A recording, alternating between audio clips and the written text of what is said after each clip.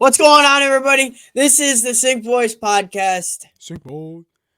our last edition of the NFL divisional previews, the NFC East, the holy grail of competition, fluidity,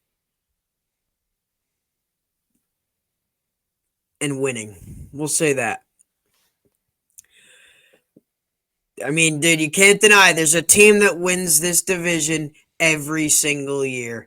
Last year, last year it was the Dallas Cowboys. This year, probably the Cowboys again. But that's something that we're going to talk about on this here podcast, isn't it? Sure, yeah. I disagree with everything you said so far. Everything you said so far. On brand.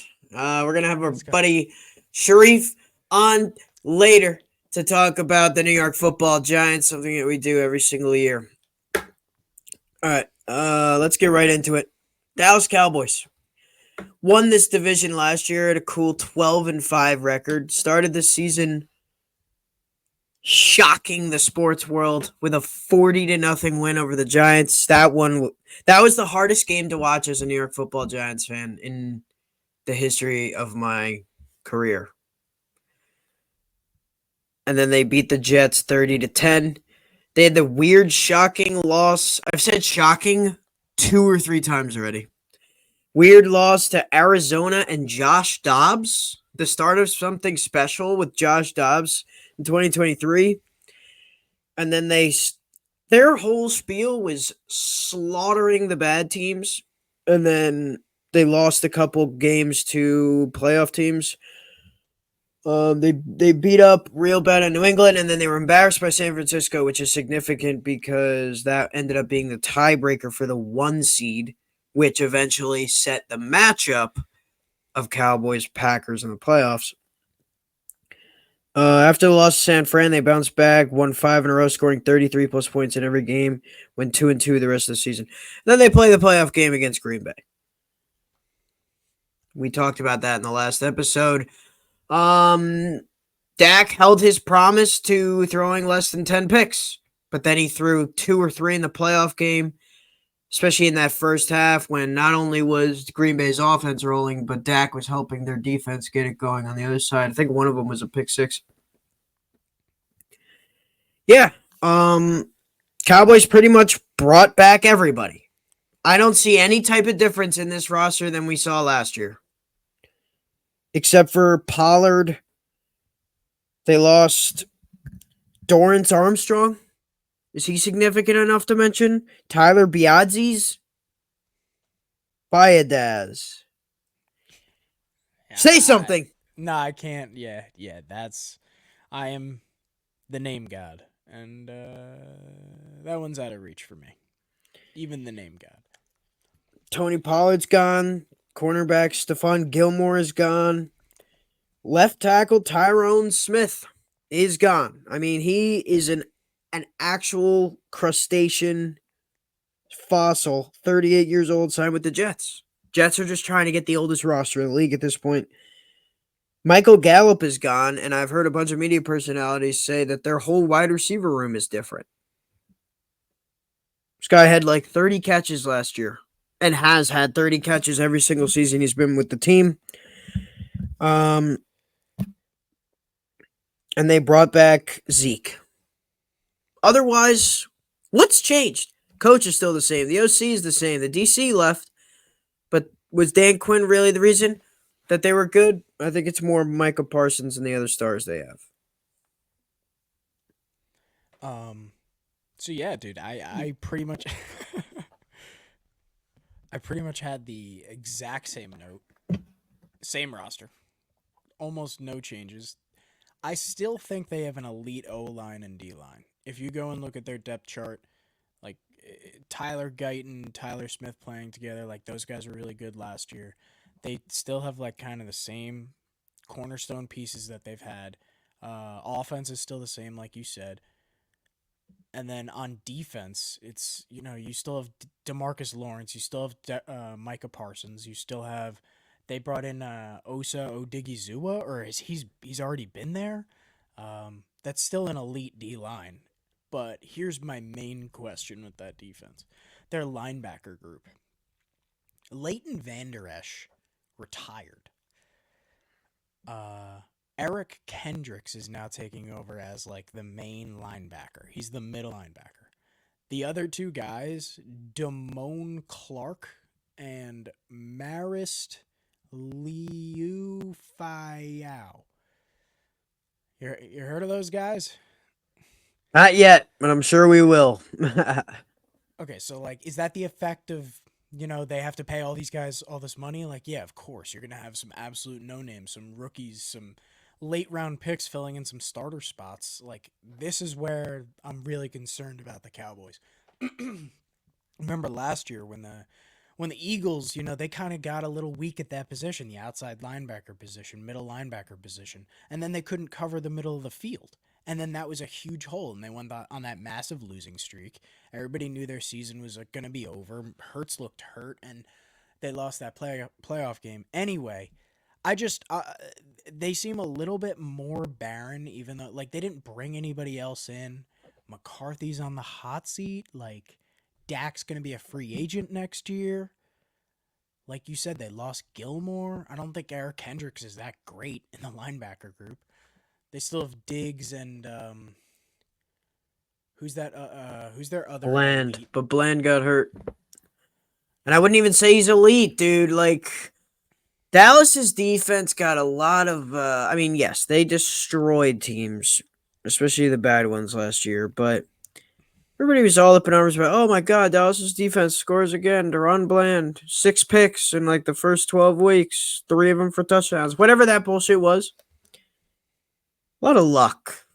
Interceptions are luck. Pick sixes are even luckier.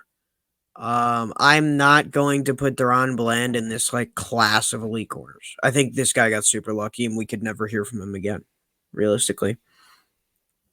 Some quick notes on CD. I didn't remember this part of it. 181 targets, 135 catches, 12 touchdowns. Had a 227-yard game to surpass Michael Irvin for the most yards in a season by a Cowboys player. And he also, in that same game, broke the catches record. This guy had a fucking massive season. So is CD Lamb, like, he doesn't look the same as like a Jamar, a Justin Jefferson, a Tyreek, like, but this guy just completely takes over. And you can't cover him. He catches everything. He also has those long breakout runs. And he's kind of sneaky with his little elusive plays. Is he the best player in this division? Is that a fair question? Yeah, right? A little spicy salad. I mean, you said that when we didn't even get to go over any of the other teams yet, but let's talk about it. Better than any Saquon? player on the Giants. Well, Saquon's worth is still to be determined. That's a hot take, dude. That is a fucking hot take. I mean, dude, it's black and white. Looking at it, just on paper, yeah, dude, it's gonna work out. That looks unbelievable on paper, but So yeah, dude, I'd say Saquon contends with most valuable player in this division. Anybody else on the Eagles? Jalen Hurts is pretty good. AJ Brown's pretty AJ good. Brown. But is AJ Brown as good as CD? We already know that's not true. And then Washington, absolutely not. So, yeah, dude. I mean, there's a reason he's going top 3, top 4 in fantasy drafts. Top 7 if you look to ours. I got a question. Yeah. Is CD, Cooks, and Fergo enough? Of course. Pretty sure they led the league in scoring last year. So the only guy, I mean, yeah, you take Look it up right now, but it's apples to apples. I hate how like things change. Like ESPN for like how much they own and how long they've been along, they should be the fucking goats of statistics. And all of their programs should be super easy. They should have advanced stats. Everything should be super easy to find. But I feel like I got to go to 10 different websites to find stats that should all be on the same page. Dallas had the fifth best scoring offense, 29.9. Yikes. Yikes. They had the best scoring offense last year. They had the best. I was looking at total yards at first. Miami was second, San Fran, Baltimore, Detroit. All right.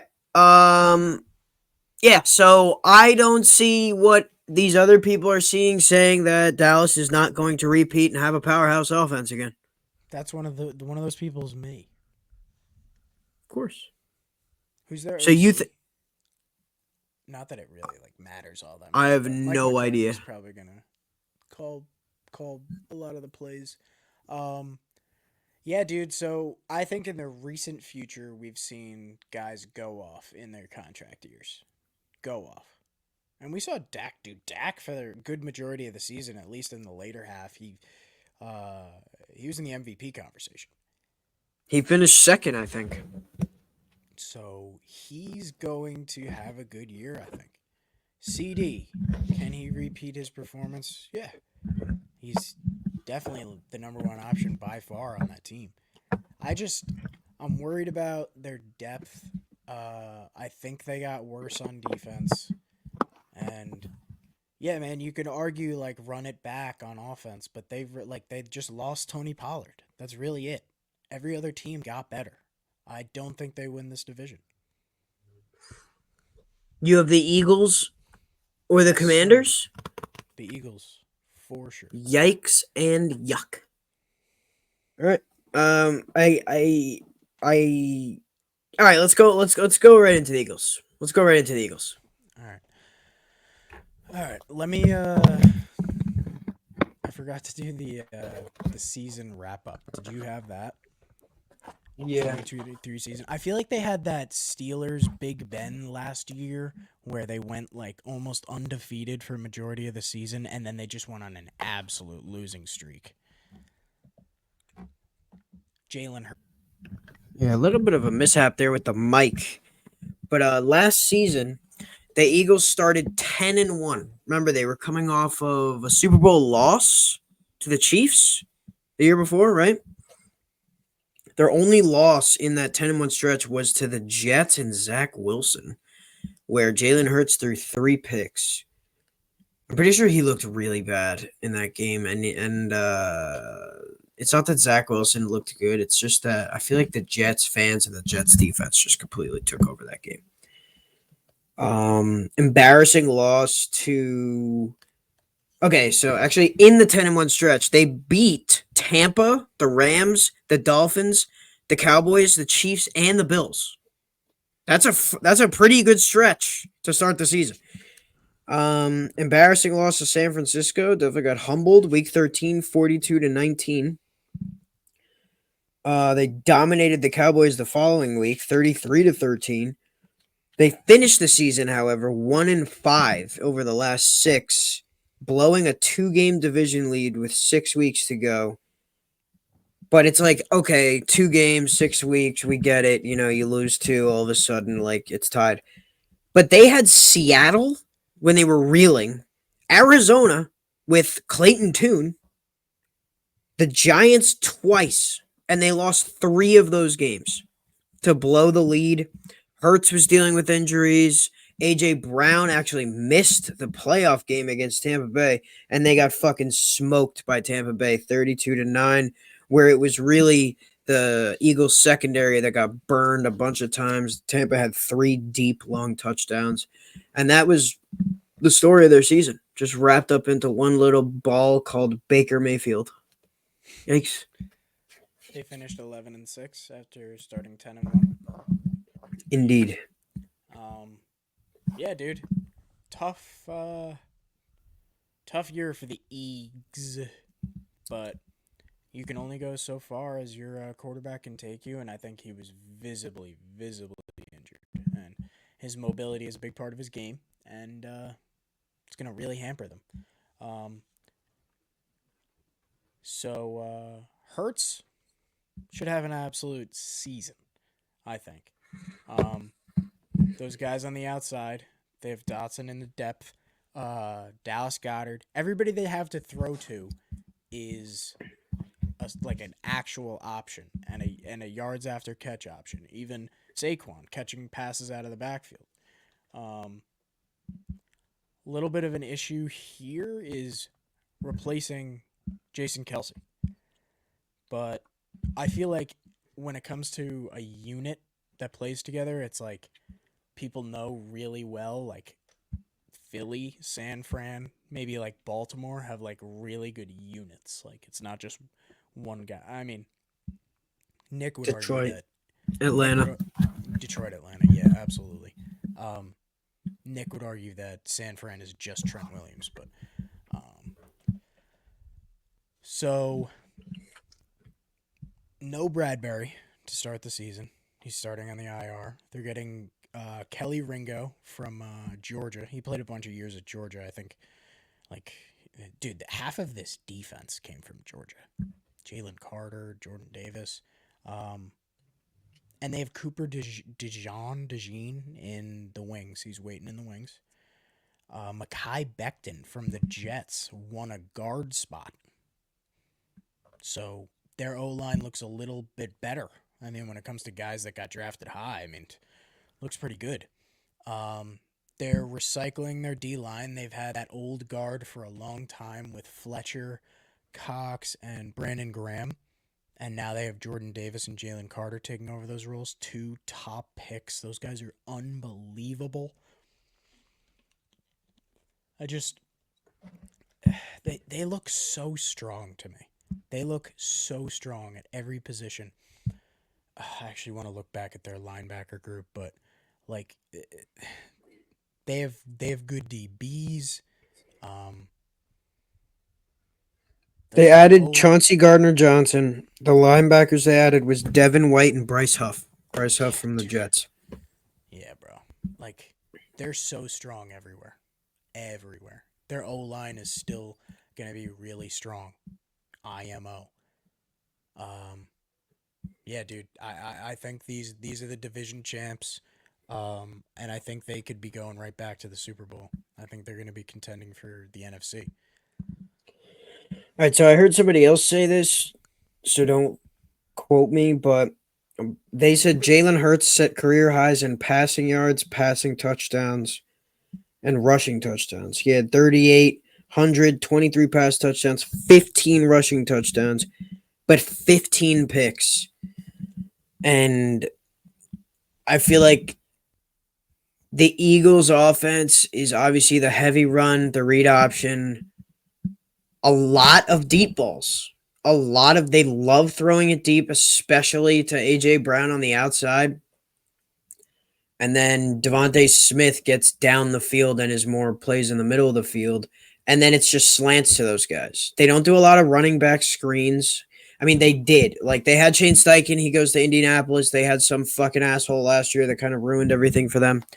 And now this year they have Kellen Moore. So we'll probably – and Kellen Moore, like, let's just think about what Saquon could offer to this Eagles offense. Kellen Moore for years had – Zeke. Wasn't he with the Cowboys? And then last year he had Eckler, but yeah, I know that didn't really work Eckler out. There. He was there with Eckler for years now. Yeah.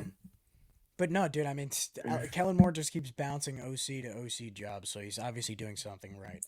To remark upon your interceptions comment, yeah, I mean, what do we always say, dude? Like, we pick on Dak all the time because, you know, Colin Cowherd likes him at the podium, but he says some pretty funny things sometimes. And last year, he's like, I promise I'll keep it at single digits for interceptions. I won't get to 10. And he actually didn't get to 10. He kept his promise. But, like, the gunslingers, the guys that throw the ball deep, the guys that go for all those touchdowns like Jalen Hurts is going to be. He's going to probably be a 25-plus touchdown passer this season. Yeah, dude, they throw interceptions. Mahomes, double-digit interception guy. They're really the only guy that's been nails his whole career with throwing a bunch of touchdowns and not a lot of picks is Aaron Rodgers. Um, DeAndre Swift, 229 carries, which is a pretty decent amount. 1,000 yards, 5 touchdowns, 39 catches, 214 and 1 touchdown. AJ Brown had 1,500 yards, 100 catches, only 7 touchdowns. I thought he had more touchdowns than that. Devontae Smith, who's a guy. Now, here's a guy that I think could be a wide receiver one on most teams in the NFL. I think this guy is super talented. And wait, did he win a Heisman? Yeah. Yeah, dude. Like you don't become a Heisman Trophy winner as a receiver, for being lucky. This guy's super talented, and he reminds me a little bit of JJ. And I think that if he was in a different situation without AJ Brown there, I think that he'd be unbelievable. But dude, AJ Brown is a fucking unit. He is a unit with great hands. He's got, the runaway speed, and what a play by the Eagles to pick him up. I mean, it's been a couple seasons now, but like the Titans draft him, and what have the Titans needed for years? Receivers. And they just give up on the first guy that they get. Weird play there. All right. I really think that their plan there was that Treylon Burks was gonna straight up replace him. They didn't want to have to pay AJ Brown. That's the difference with the Eagles, dude. They keep it simple. What has Jerry Jones been getting destroyed for this offseason is just fucking pay your guys. You get ahead of the market. You don't wait. You don't have all your guys hold out. Now you're probably going to lose your quarterback. Yeah, it's ridiculous that you have to pay 3 guys like 70% of the cap, but like that's Dallas. The Eagles get ahead of it. They pay their guys. They go and get guys. They go and get the guys that fall in the draft. Like the Eagles do it the right way, man. Yeah, I mean, I think that the only hole that they could possibly have this year would be Sirianni. I think if Sirianni doesn't get it done, he's definitely on the chopping block to maybe get fired in the middle of the season. I think it's that urgent for them. Because, I mean, they paid Hurts, they paid Saquon, they paid A.J. Brown, Devontae Smith is going to get paid soon. And then the defense, dude. Like, they drafted these guys, and now they're going to start to come due. Defensive linemen make a lot of money. But yeah, people are quick to forget how good Jalen Hurts and this Eagles team was. Like, they were one possession away from winning the fucking Super Bowl against the Chiefs. They put up like 30 plus points in that Super Bowl. And they've won a lot of football games in the past 2 or 3 years. So I kind of like the Eagles to take this division, dude. Nah, fuck that. Cowboys. Let's go. We're buzzing. Nick Sirianni, don't know if he's the right guy for the job. I agree. We will find out. You said mid-season firing. They pretty much start off the season. They play Green Bay, and then they play the NFC South, basically, right in a row. And then later on, they play a couple teams, that is sprinkled all over their own division, the Rams. And then they play a lot of AFC North teams. So it's going to be tough. The early part of their season might be a little bit on the easier side, but it gets tougher later on. If they drop some of these early games, some of these easier games early on, yeah. Because, here. Wait, that's December. Yeah, after September, they play the Browns, the Giants, and the Bengals in October. So it's like if you don't beat the Giants and the Bengals, yeah. Yeah, man. I think that the Eagles play well against good teams, though. They play up to the competition. They also know how to play down. We'll see. Who was it on the Giants that beat the Eagles last year in Week 18? Is it DeVito? Yeah. Commanders. Started last year. Started rookie Sam Howell from week 1. Team started 4-5. They lost the last 8 games of the season in a row to land themselves with the number 2 overall pick. And guess what they did? They traded the quarterback that they drafted the previous year and drafted Jaden Daniels. Sam Howell, good riddance. Signed the Washington Commanders. Howell, 4,000 pass yards, 21 and 21. It's like Eli when he threw for 30 and 30. Or was that Jameis? Jameis. 63% completion. Sacked NFL high 65 times. That is over 4 a game. That is insane. Team did not have a 100-plus yard rusher the entire season. Was this the season that Brian Robinson came into it with a bullet in his leg or something? No. All right. Well, that guy, they got 5 fucking running backs in that backfield, plus Sam Howell running for his life. So Brian Robinson only saw 178 carries. Had a decent year. Terry McLaurin. Terry McLaurin is the guy that we all want to see turn into a top 5 receiver this year. Am I right or am I right? Yes. Oh, seriously, this guy's super talented. He's had horrible quarterbacks his entire career. Last year, basically, he was at a 60% catch rate and probably had 0 drops. Shout out Sam Howell again. How long before Sam Howell's out of the NFL? Dude, that probably made the top 5 grind my gears at any point in the season when I went through Twitter, and it was Washington Twitter, and I heard anybody giving Sam Howell props because they just looked at his stats and they saw like large yards numbers, and it wasn't like watching him was so rough. It was so rough. And people would like say like, "Oh, well, it looks like Washington's found their guy," and it's like he's not playing good. He has 300 yards on like 45 attempts. Like, what are we doing here? Yeah, 6 sacks, 3 picks, but he's got 300 yards. Yeah, that's all people care about, man. It's crazy. And their team only has 20 yards rushing, and they're down 25 points. Yeah, and they added. Let's start getting into the future this year. They added Austin Eckler, who's not going to help in the backfield, who's only going to really, give away what plays you're running versus putting in the big old Brian Robinson, who's, the exact opposite running back as Austin Eckler. It's I feel like Justice Hill and Derrick Henry. It's like, yeah, like you're kind of giving away what the plan is here. I feel like you have a special relationship with Brian Robinson because last year in fantasy he was your RB1, RB2. But yeah, I mean, like I was looking for his replacement every week on the waiver wire, but he just stayed in that spot. We probably went like 6 and 7 last year, and it wasn't good. Also getting into some of the future, I want to talk about who they kind of picked up here. So their wide receiver room is barren. Dude. I knew you were going to say that word.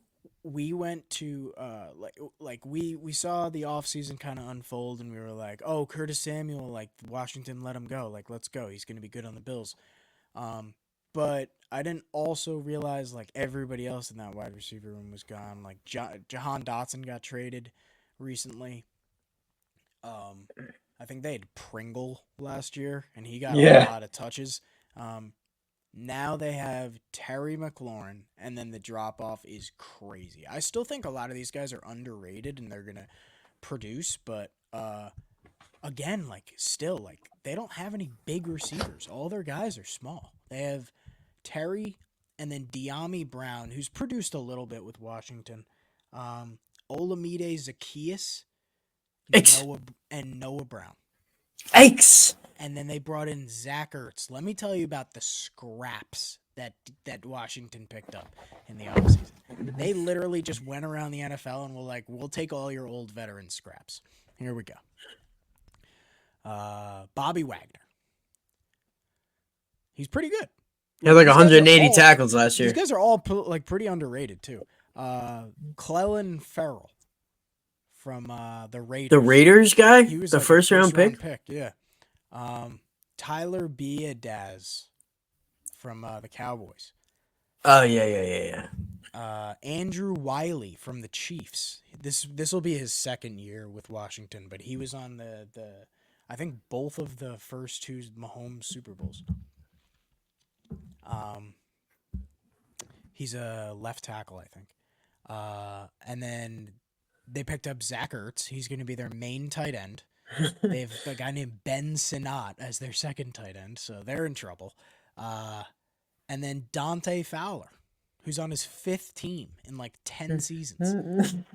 And then I think they have a couple diamonds in the rough here and there, but like to wrap it all up, like I like the fact that they're going with a new quarterback and like let's see how this year goes, kind of build on it next year. But you chose Dan Quinn as your head coach. What's wrong with that? I just disagree with it fundamentally. I think he's an old school defensive head coach. I think the NFL is moving in the complete other direction. We're seeing successful teams with young offensive, new mind offensive head coaches, and Dan Quinn didn't like do anything special with the Cowboys last year. He pretty much ran the Falcons into the ground at the end of the Matt Ryan days. I just don't understand it. If you're going with like veteran leadership and like experience, maybe, but like you could have taken a couple chances here and there, and Vrabel and Belichick still available. And like I would definitely rather Belichick and his old ways than Dan Quinn. Yeah. Dude, I just don't think that offensive young head coaches grow on trees. I mean, wait, did you just say Bobby Slowick, Ben Johnson? No. Yeah, I mean those guys. Those guys both stayed, so that's very. Yeah, I know, but thank God for those teams that they did, because like what we're seeing with the Eagles, when the coordinators leave too early, like those teams really plummet. Like when you got a good thing going, sometimes it's good to just realize you got a good thing going. And like Spags, like Bieniemy was like, "Fuck you guys, I need my own thing going on," and now he's the OC for like a Midwestern college football team. Like, what the fuck happened to you, bro? That's what you get, pussy. Yikes. He suffers from his disposition and how he like treats people, and he has like definitely like interpersonal connection problems with like coaching and stuff like that. But like he definitely has an incredible mind when it comes to football. Like nobody can. But it's Andy Reid. Yeah, there's that. I'll give you that. I just like guys that have gotten a raw deal over the years. In my mind, it's like he definitely deserved. Like when you're talking about guys that deserve head coaching jobs, like I feel like he hasn't gotten enough of a look. But he is kind of an asshole from what's been reported. So you know what sucks?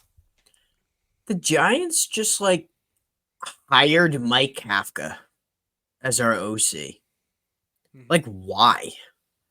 It pisses me off now. Like, I wish Dayball just like never hired an OC and he just played both roles.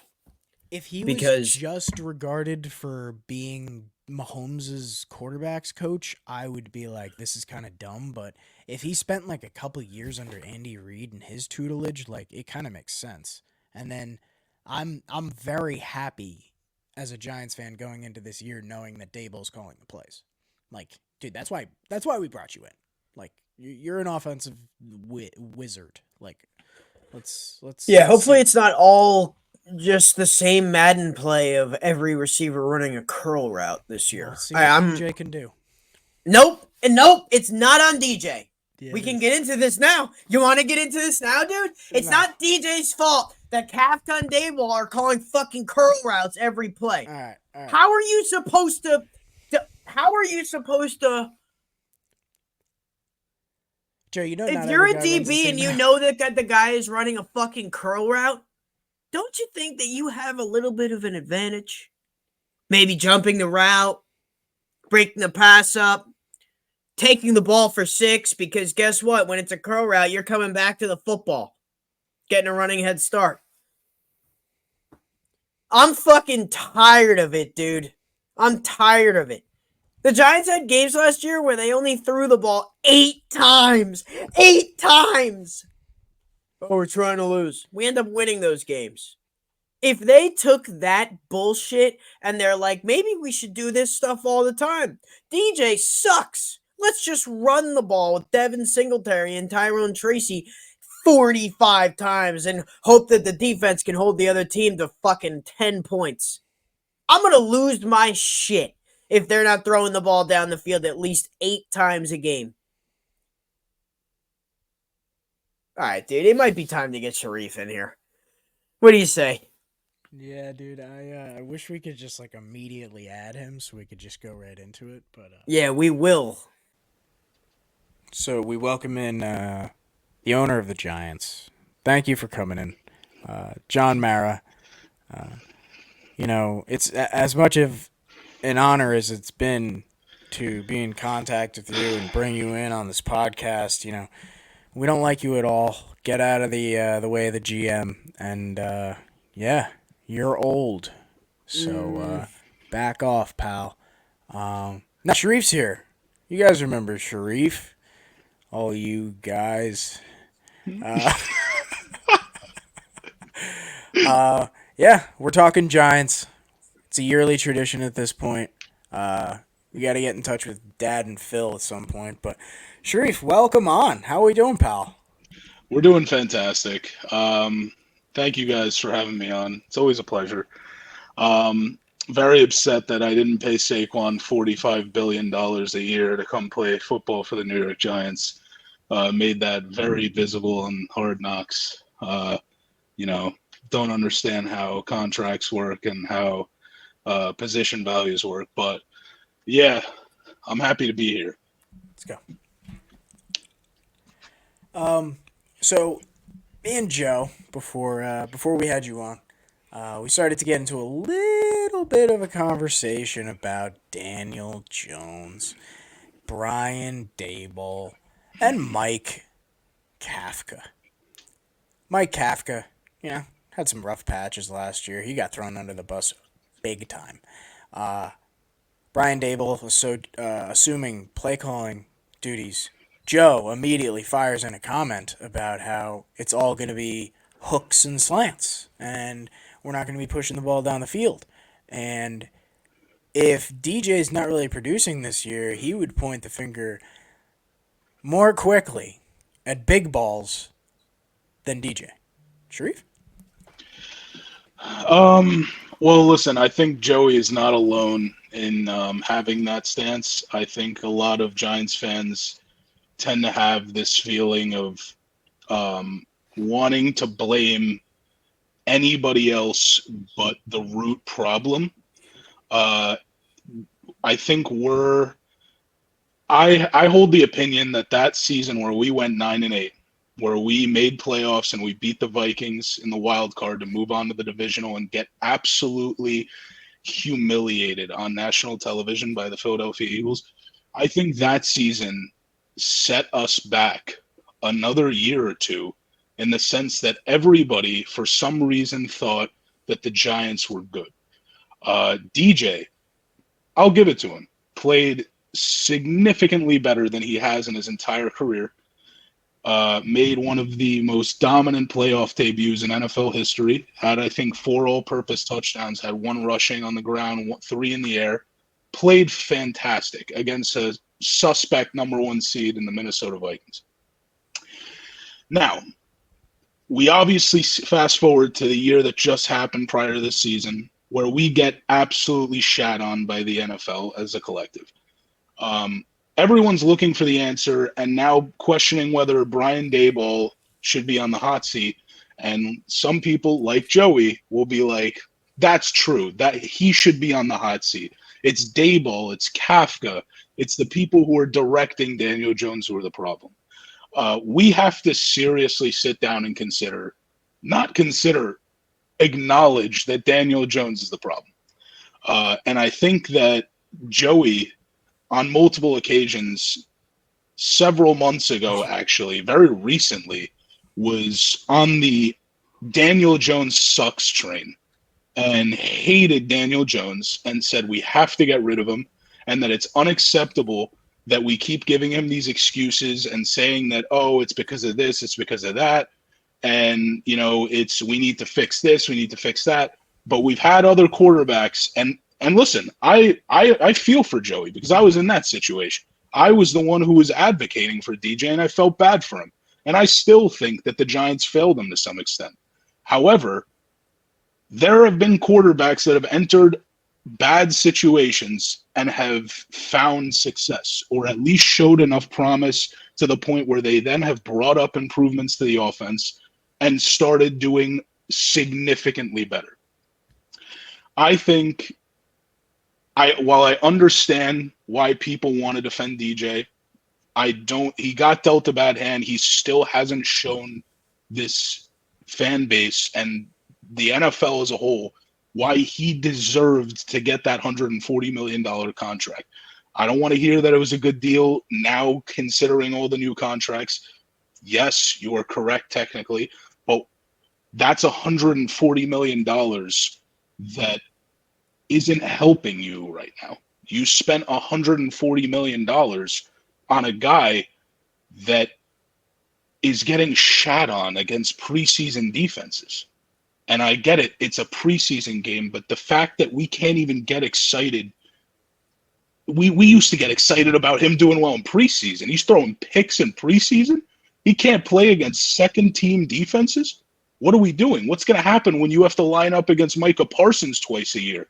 What's going to happen when you have to line up against the Eagles secondary that got Quinyon Mitchell and Cooper DeJean and all these young guys and Jalen Carter who's coming to his own? What's going to happen when you go against any other top-tier defense? You can't handle a second-team defense? No, I'm sorry. Joey, love you, appreciate you. I have to firmly disagree with you, and we have to target DJ as this is the problem. Let's move on. First of all, DJ is definitely a problem. Is he the biggest problem? I'm not going to go that far. I think that the O-line last year was the worst that we've seen in a really long time, and the Giants have had bad O-lines pretty much since the Super Bowl years. But my point is, like, even with DeVito and Tyrod Taylor and DJ, no matter who was playing quarterback last year, it seemed like they couldn't call a play that was intended to go further than 10 yards. And when that's the case, and when a team watches film of you play and they prep for you the whole week, and then all they see on film is you throwing the ball inside of that 10-yard marker or 15 yards, then they can play the safeties up. They could keep the linebackers in the box to stop the run. They can just plan for that. And especially the corners can jump the curl routes that I'm talking about. And I just feel like DJ is not set up to be able to make throws that aren't comeback routes, curl routes, and slant routes. Those quick decisions where it's predetermined where he's going to go with the football. That is already handcuffing a quarterback. That's my first point. My second point is we watched the Eagles last night and we watched the Packers. Jordan Love, you got Jaden Reed running 30-yard crossing routes. You got Christian Watson over the top. You got guys underneath. Like, they are playing vertically. The Eagles, big plays, playing vertically. Mahomes, Rashee Rice over here, Xavier Worthy down the field over there. Everybody's playing vertically. The Bills, Gabe Davis down the field. We don't do that shit. And I'm tired of it. I'm fucking tired of it. All right. As a counter to that, let's talk about some other offenses like you just did. Would you rather we start employing a little bit more of the Dolphins, where it's a little bit of jet sweeps and it's a lot of slants and it's a lot of quick game? Would you rather What, the Vikings? I don't know what fuck Kevin O'Connell does, but it works. It works. The Lions. You know, you can rely on your run game big time. You're the Falcons because you have a really good run offensive line. Like, we don't have that identity. We don't have like a really good O line. We don't have a bunch of good receivers. We just got rid of our really good running back. We're pretty bland, except for Malik Neighbors. So, yeah, dude, I could see our offense being 10-yard plays, but we do have that X factor on the outside, and I think his offense is going to be a little bit different than the rest of the receivers. Just to add on to that, I also think that when you're looking at what Mike Kafka's doing and what Brian Daboll's doing, I know we just like Daboll's now taking full control of the play calling, but when you look at play calling from Kafka's perspective, you have to keep in mind that when he's creating the game plan for given matchups or just the whole season, he's considering heavily who he has at his disposal and how they're playing at a certain moment. Like, look at our Giants roster where, like, you want to go vertical. Who on our team at that point, where Jalen Hyatt was still an unproven rookie, Darius Slayton's the only somewhat reliable receiver, and then prior to obviously having Malik Neighbors, like, who is capable of actually taking routes where they can trust themselves to beat their corner, the person playing opposite? Like, Dude, the Texans didn't know last year. Who did we think on the Texans was going to be a good receiver? Nico Collins in fantasy was projected in like the 10th round to have 700 yards and like 3 touchdowns. But Bobby Slowick has those boys running down the fucking field. Tank Dell was just a guy that's fast. That's all he was in that draft. It's not like he was projected to be this like route running demon superstar. He would have been drafted in the first round. He was just fast as fuck, boy. And he just, dude, they just open up the field vertically. And it's like, we don't know until you try. Slayton might be a dog. That guy beats guys down the field all the time and wins 50-50 balls. We just don't know because we don't even fucking try. And in the preseason, we saw them throw it down the field a bunch of times. And guess what? He threw 1 pick, and we had like 3 50-yard plays. 2 picks. Fuck it. Threw a pick 6, and then he threw a pick to Derek Stingley. A pick 6? Yeah, on a deep ball? The fucking the wheel route in the end zone. He was getting a safety. And he got dude, come on. You're not seriously going to call that, like, associate that with what I'm saying. Well, he got blindside rushed. So? Make the play! We're talking about Daniel Jones. We're talking about his abilities. Like, dude, that was horrible to watch. That was like, yeah. Are you kidding me? Terrible. Also a big thing, another thing that I wanted to mention is a prerequisite of airing the ball out and going vertical is knowing and having faith that your linemen are going to hold and give yourself enough time to let the route develop. We have historically had one of the worst offensive lines in NFL history. So when we have, like, let's say, for example, let me paint a picture. Let's not even use the obvious example, which is the Dallas Cowboys, who made our linemen actually look like a peewee football team. Let's use, what's like a middle of the pack D line? Let's say the Raiders. Let's say the Raiders. What happens when we're like, all right, listen, obviously not a real play, it's a hypothetical. Like 4 verticals, go down the fucking field. Like, I want you all on go routes. I want to air it out. It's second and long. Let's get a big play, right? What happens when Evan Neal folds and the left end is bull rushing DJ in a matter of a second and a half? The play's not fully developed. And when DJ's like, either throw the ball or I'm dead, he then launches the ball and it gets easily picked by the secondary because the receiver had no time to get to peak acceleration and create any separation. So obviously your scenario, your thought process of, hey, let's get vertical, let's go down the field, that's in theory fantastic, and I fully agree with you. But you are forgetting that we are not capable of it. No, We are do not have the They fixed the tools. line. They fixed the line. Listen. Okay, Evan that's Neal's on the maybe. bench, dude. He's not going to be fucking blocking anybody. That guy Listen, lost the starting job. It's over. will I say our line improved? Yeah, we got Runyon. That's a reliable starter at guard. We got Illuminor. He was another reliable guy at tackle for the Raiders. Fuck yeah. I am not convinced still. I need to see this team play in the regular season, and I need to see them in pass protection before I say a word about this offensive line. So I'm not sitting here like, oh, we're good. We fixed the problem. Because it could easily be that remember when we signed a guy by the name of Nate Solder? And everyone's like, oh my God, we're getting this fantastic offensive lineman from New England, like Mr. Reliable, blocked for Brady for years, never let Brady get a patch of green on his jersey. Oh my God, we're buzzing. Oh my God, what did that guy do for our organization? That essentially was donating what was his contract? Like $100-something million to a toilet? We actually flushed $100 million down the toilet with that guy.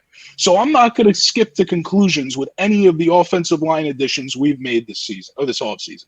I'm going to wait and I'm going to see. If they are good enough in pass protection, I'm fully behind you. Air the ball out. Air the ball out every play even. I don't care. In the division. Let's go. There's There's also the conversation of Joe, you are on the record saying we were all hyped after the 22 season when we went to the playoffs, and then the following year we're all super hyped going in. Is DJ the guy? Are we going to see growth? And then week 1, 40-0. Something changed. That game absolutely shattered our team's identity and like our confidence for the season. Yep. And DJ hasn't been the same since. He's timid in the pocket. And how much is that extra blocking going to help you when the DJ's internal clock is always screwed up? It's over. Listen, he'll get used to having 3 or 4 seconds, each time he drops back to pass. He'll get used to that. You guys pay attention to the pass pressure stats from the Giants starting O-line in the preseason? We could say, oh yeah. It's the second unit for the other teams, whatever, blah blah blah. Our quarterbacks weren't touched. DJ was back there, cooling, having a good time, chatting it up. He was doing his thing. Hey, dude, listen, I'm just saying, these, I would rather have Neighbors than Saquon. Because anybody can, with a good O-line and a good play call, run the football well enough. Having a star running back, obviously, is great, but it's still not, dude, having a star receiver changes everything.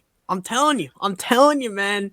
I think we're all in agreement there. I think I'm ecstatic that we got Neighbors. I feel like everyone's kind of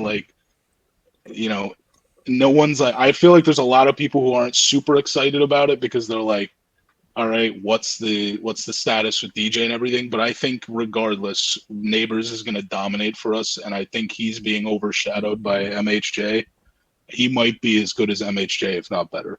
Legitimately, he's a certified dog, and Devin Singletary, completely capable replacement. You don't need to have a star running back, and that's what I've come to learn over the last couple of years. I'm very defensive of running backs. I know Nick would chirp the living shit out of me and countless others who said, "Oh, you need to pay running backs." We got Devin Singletary for a couple of gumballs.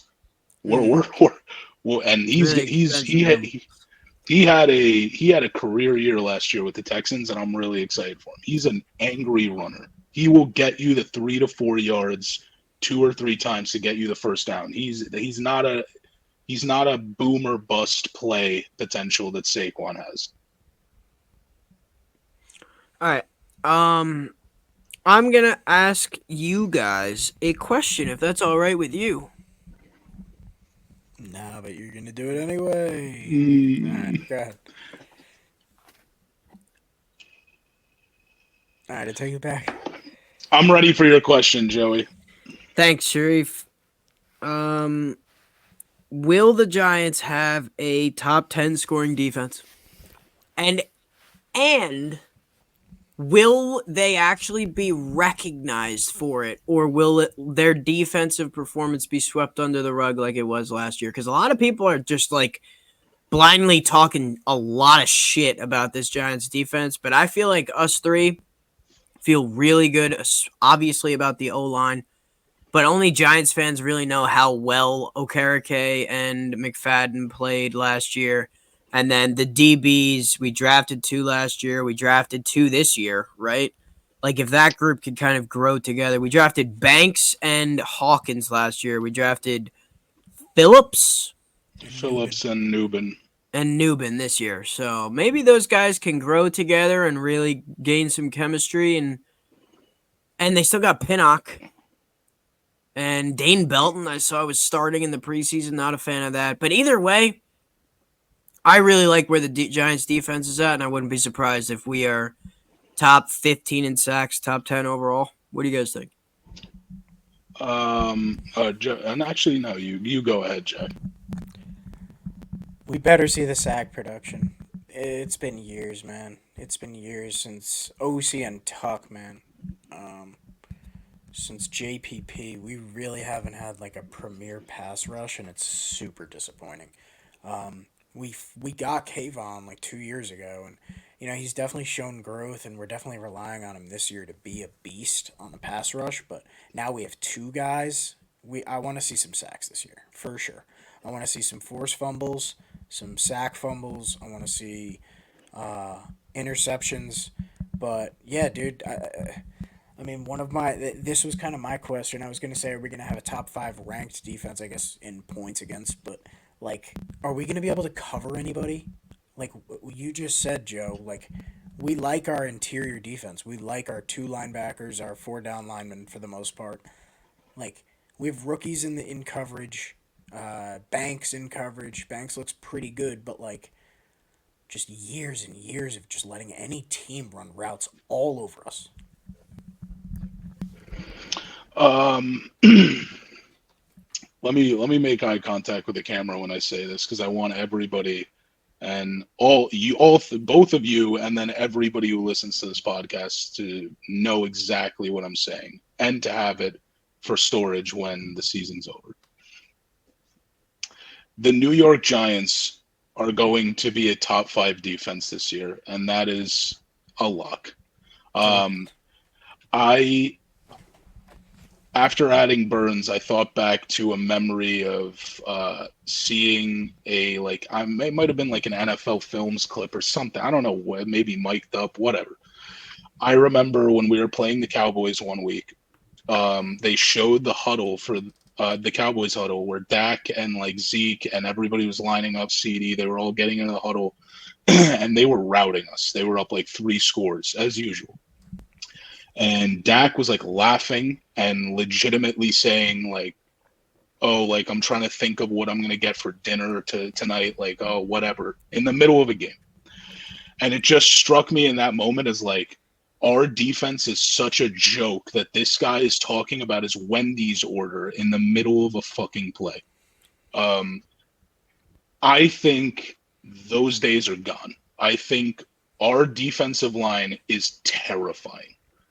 To look in front of you as a quarterback and see Brian Burns, Dexter Lawrence, and Kayvon Thibodeau about to harass your offensive linemen and come full speed at you, it's over. And you guys are you brought up a really good point. Our D-line obviously made significant improvement, but are we going to be able to cover guys? I think that both are correlated. I think the mere fact that you have 3 of the most dominant defensive players, 2 of the most dominant, Kayvon's still working to get to that point, but still an extremely promising edge rusher in the NFL. You have 3 fantastic pass rushers. And then you have the dynamic duo of Micah McFadden and Bobby Okereke. Bobby Okereke, one of the best signings we made in a while. Big fan. That's going to take a lot of the pressure off of the secondary because we're not going to give quarterbacks enough time to throw the ball. They're going to start making mistakes because they have people rushing the shit out of them. And then you have guys that we've added, Andrew Jackson, you got Deontay Banks, you got Newbin back there. Pinnock has been a solid player. You got the 2 linebackers we just discussed. You have people who are capable to work off of the absolute domination that this D-line is going to make to be good enough to create turnovers. I think this defense is going to be terrifying. I think the theme of this season is going to be like, wow, if only the Giants' offense was as good, how scary would the New York Giants be? I think we look back at this year and people say the Giants are a quarterback and maybe a couple of offensive additions away from being a playoff, like a perennial playoff team. Legitimately. I think our defense is literally maybe one person short of being completely done. And keep in mind, we are in a position where none of them are old. We're not the Eagles where we still have a couple old heads who are like the reliable defensive beasts. Brian Burns is what, 25, 26, Newbin's 22, Banks 22, 23, McFadden's 23, 24, Okereke's 27. Dex is like, they're all mid to early to mid 20s.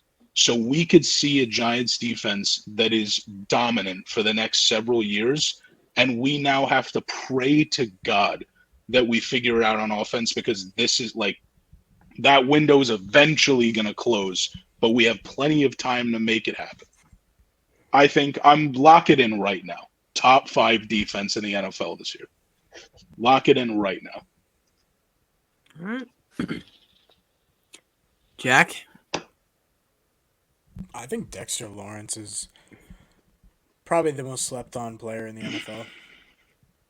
Just, I mean, like, he plays for a bad team and just for years putting up all-pro numbers. He's going to run through people this year. He's going to be awesome. I agree. The pass rush is going to definitely help out our coverage, but I definitely want to see some massive strides, some interceptions. Not letting teams kind of average like 250 or 300 on us all year. Won't happen. I have another question. I know I just asked the first one, but I have another one. What's in terms of win total, playoffs, yes or no, playoff success, DJ success, and draft position next year? What is the best case scenario result of this season for the Giants, like moving forward? All right. Quick and simple answer from me on this. What's gonna happen, and what I want to happen to align. We're gonna go 6-11 or 5-12.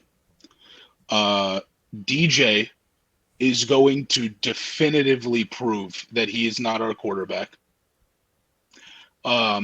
We will be in a position where we should get the correction. One part of it is not what I want to happen. We could be in a position to get a top 3 overall pick. But then we're going to throw in Drew Lock, who I like a lot and enjoy. I love watching the guy play. We're going to throw him in, and he's going to win 2 to 3 games late in the year that push us back into the 8th overall draft pick or 7th overall draft pick. And it's going to happen back-to-back years. And there's no guarantees I don't put my head through a window. Now, Dude, you asked playoffs. I think that's like, I like kind of chuckled because there is almost no chance we're in playoffs this year. I don't even really have to bring up playoff success. Let me rephrase the question. So what's better? Like, if the Giants only win 4 games, they get the first or second overall pick. The DJ train, because of those 4 wins, has sailed. Wait, the ship. Left the Yeah, the ship station. has Left sailed. the station. Yeah. The train has left the station with DJ. But if we go 4-12, maybe Dayball's gone. Maybe Joe Shane is gone. Maybe we have a new GM and head coach combo going into next season. Is that what we want? Number one. Number two, what if, like, do you guys think it would be better if the Giants went like 11-6? Or if they went 4-12 and we reset the franchise? Jack, I just said something, so you go ahead. I have confidence in our defense to the point where I think we could potentially have a Jets year where the QB play is just not good enough. We get some wins, 6, 7, 8 wins, end up kind of not where we want to be, in like the 10th, 8th pick.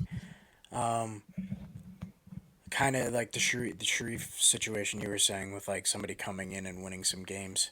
But I think it's kind of going to just happen naturally. Like, I think we're that good on the defensive side of the ball.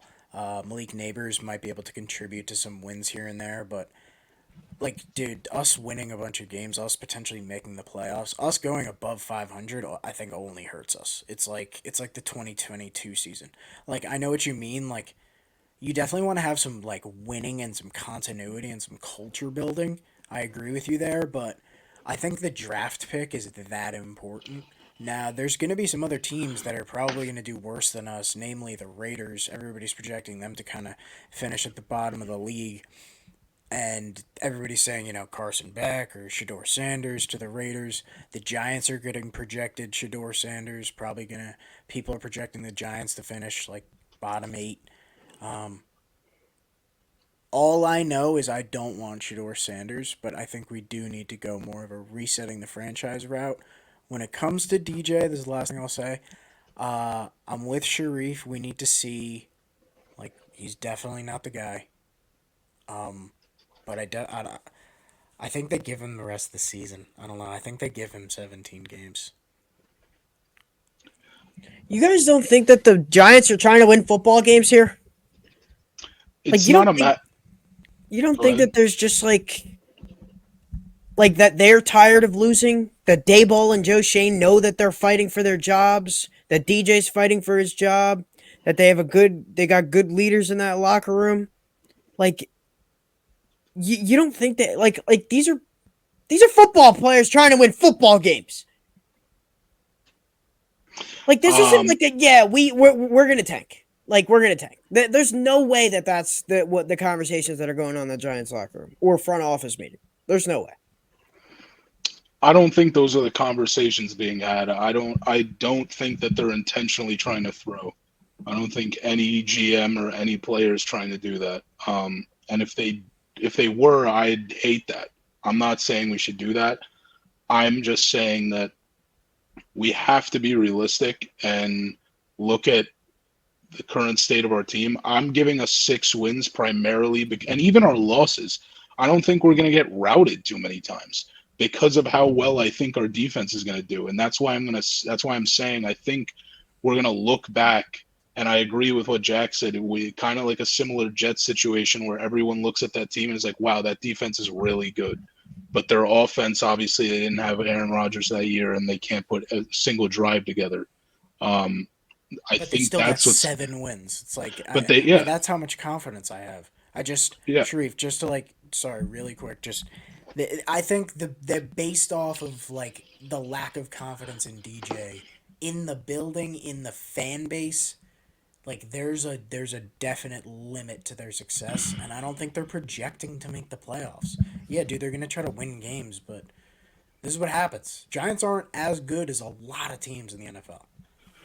Also, I feel like you're saying you're concerned about Joe Shane and Dayball, and obviously, after 2 or 3 years of being like in this like lull state, you got to keep in mind, dude, like any outside of maybe like Joe Judge, dude, like people like if you're coming in to coach the New York Giants, it's like you have a lot of rope. They give you a lot of like rope to make like moves, make decisions. Like they gave DJ that contract, but it's like a lot of GMs, dude, after that season would have been like, wow, we gave him the season to prove to us why he deserves a contract, and he played well.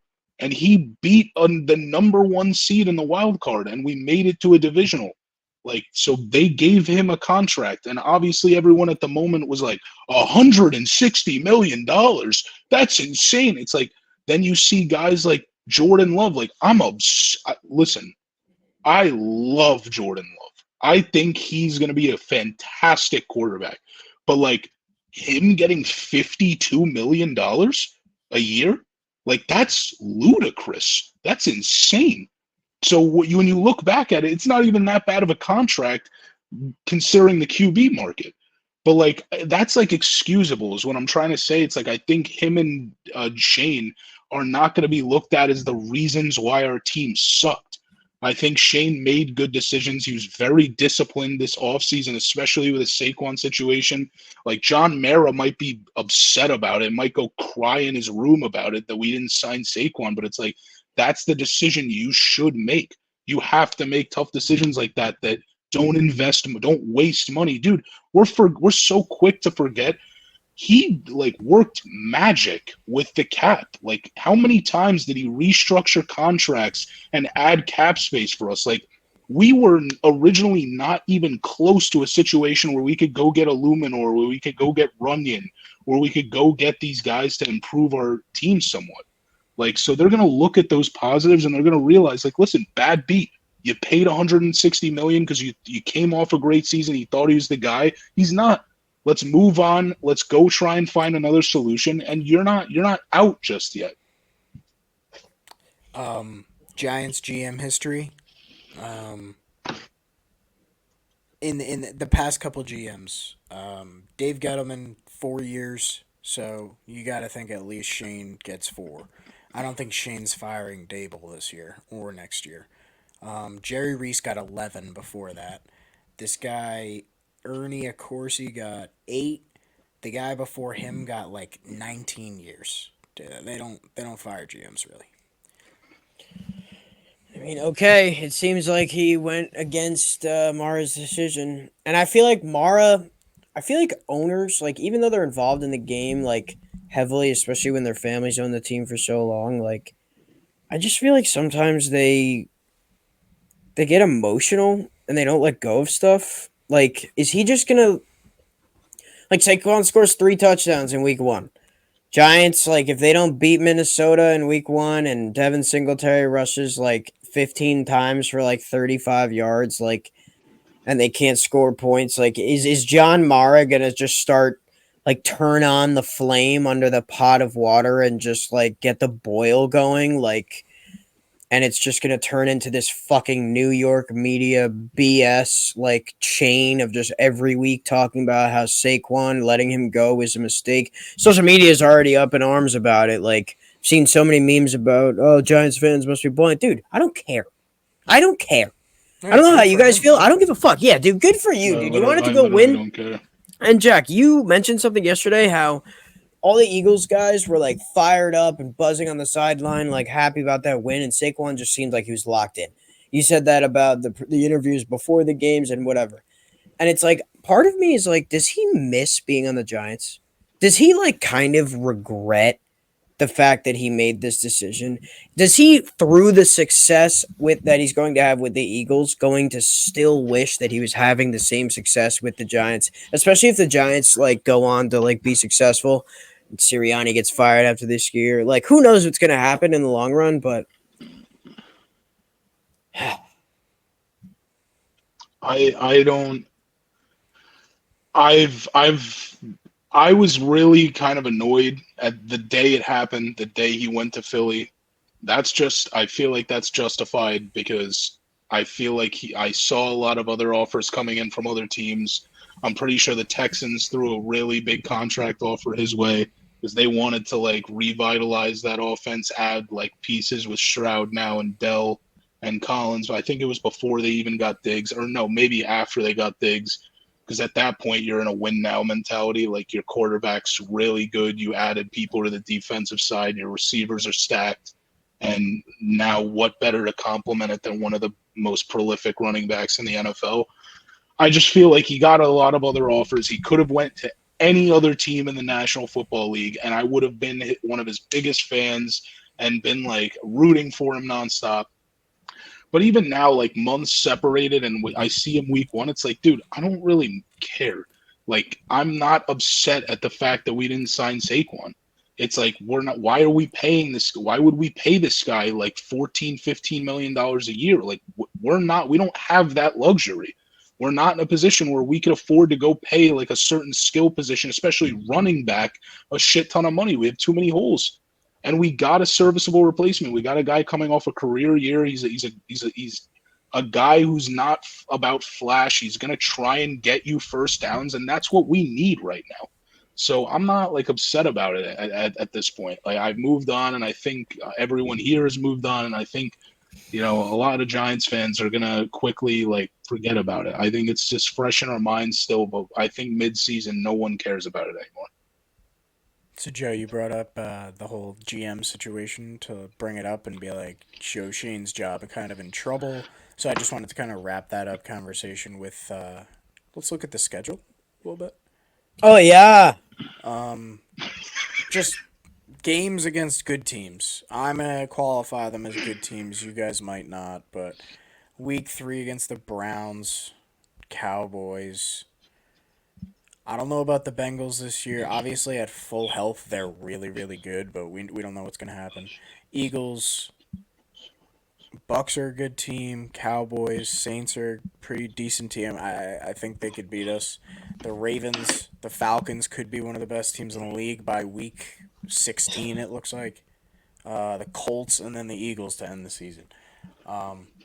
Joe, I can tell you're frustrated with how I've broken this down, but I strongly believe that a lot of those teams I named, and even some teams like the Steelers, are going to give us a lot of trouble.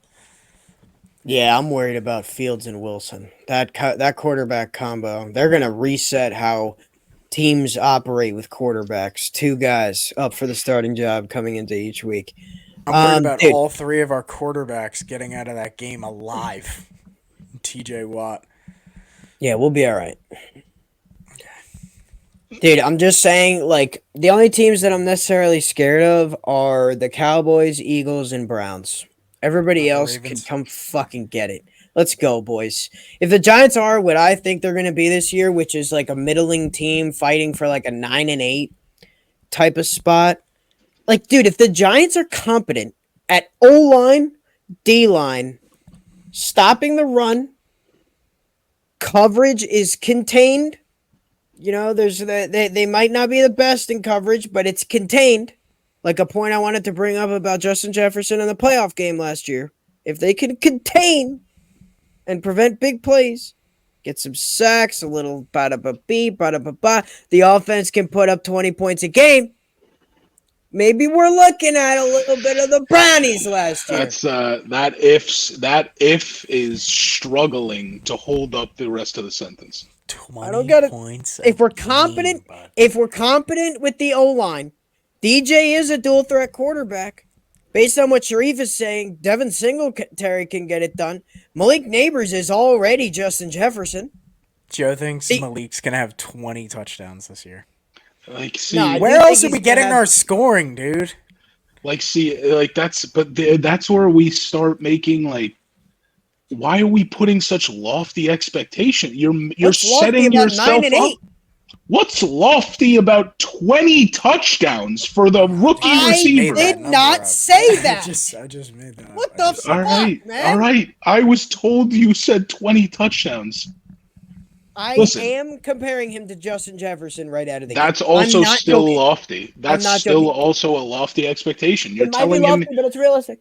It's not realistic because you're immediately saying out of the gate that this guy is the best receiver in the NFL. Dude, I'm telling you, He is Mike Evans combined with Jamar Chase. And he is going to launch the Giants into the stratosphere. He is fucking different, dude. He's a guy that you could throw to 15 times a game. He's going to catch it 12 times. He's going to have 120 yards, and he's going to have a touchdown. That's how this is going to go. And when you have that, all the other pieces fall into place. DJ's little ego gets boosted up. He starts to feel good about himself. The sideline feels good. The defense gets amped up. They're starting to win football games. They're making plays in big moments. Sacks. These things matter. The Giants address the O-line. It's fixed. It's no longer an issue. The D-line is going to get sacks. They have a star receiver. Daniel Jones is going to go for 4,000 yards, 25 touchdowns, 10 picks, 8 rushing touchdowns, and 800 yards on the ground. These are realistic expectations that I have and that I know are going to be achieved. Can he put the ball on a guy's steps? I just feel Shout out, like, Max. yeah, Max Kellerman, what a national treasure. I just feel like you went into fan mode again just now. You went into, the season's coming up. I'm fired up that football's back. Let me think of every peak scenario for my team instead of looking at it from a realist perspective. You said our offensive line is fixed. That is one of the most wild statements I've ever heard, considering it's correct. It's not that. wild. Can you tell me who our starting left guard is? I was going to ask that. John Runyon. Nope. Right guard. He's a right guard. Who is our starting left guard, Joey? And here we go. Google. No. It's not Google. It's ESPN. And on Google. No, it's some guy that I just found out his name 2 days ago. But what that tells me is that he was hiding. Dude, Ben Bredesen is starting. It's Greg Van Roten. No, Ben Bredesen's gone. He's on the Bucks. No, I know. I'm saying he's starting on the Bucks. He's a starting offensive lineman. Imagine he just starts dominating on the Bucks. No, that would make sense. Yeah. Just the Giants way. You come to the Giants, you just absolutely lose your ability to play football. All right, his name is Greg Van Roten. Greg Van Roten. But dude, no. The key here is that OG Bobby Johnson is jobbing. He was promoted to fucking and the guy that is coaching the O-line these days is the guy that was the O-line coach for the Raiders, and they did very well when it comes to pass protection last year. We are fucking flying here, fellas. Evan Neal being on the bench is the biggest factor in all this. Jermaine Illuminor was interviewed by Kay Adams for a reason. Because even Kay Adams is fired up about the Giants O-line. Boys, get excited about something. You can't just live in sadness and despair going into every season. Dude, the beginning of the offseason is about hope. It's about hope. Where is it? Where is it? We just said that we think the Giants defense is going to be top 5 in the NFL. I don't think you could get more hopeful than that. We're just trying to balance it out with the fact that our offense is suspect at the moment. Why balance? Why not shoot for the stars here, boys? Why because when you shoot for the stars, sometimes you fall short. And we fall short every fucking year, but why not have the hope? Do you really want us all to just be delusionally like, yes, be great? Let's do it together. No. Isaiah Hodgins. Is he still on the team? I think he got cut. No. He is never dated him. No. We got fucking Bryce Ford Wheaton in the 6th spot in the depth chart. We're good. So Wandale. He's gonna be good. I think Wandale will have a very, very big breakout year this year. See, we're getting I think if there's outside of obviously neighbor, bold call here. People are gonna hate this take, especially Joey. I would make a sizable bet that Daniel Jones whether it's Kafka, whether it's him just not trusting himself or not having enough time, I'm willing to guarantee Wandell Robinson has a better overall stat line than Malik Neighbors this year. Simply because of the fact that Wandell is the go-to short crossing route, short out route, quick get the ball out of his hands target for Daniel Jones. That's what we started seeing when he wasn't injured.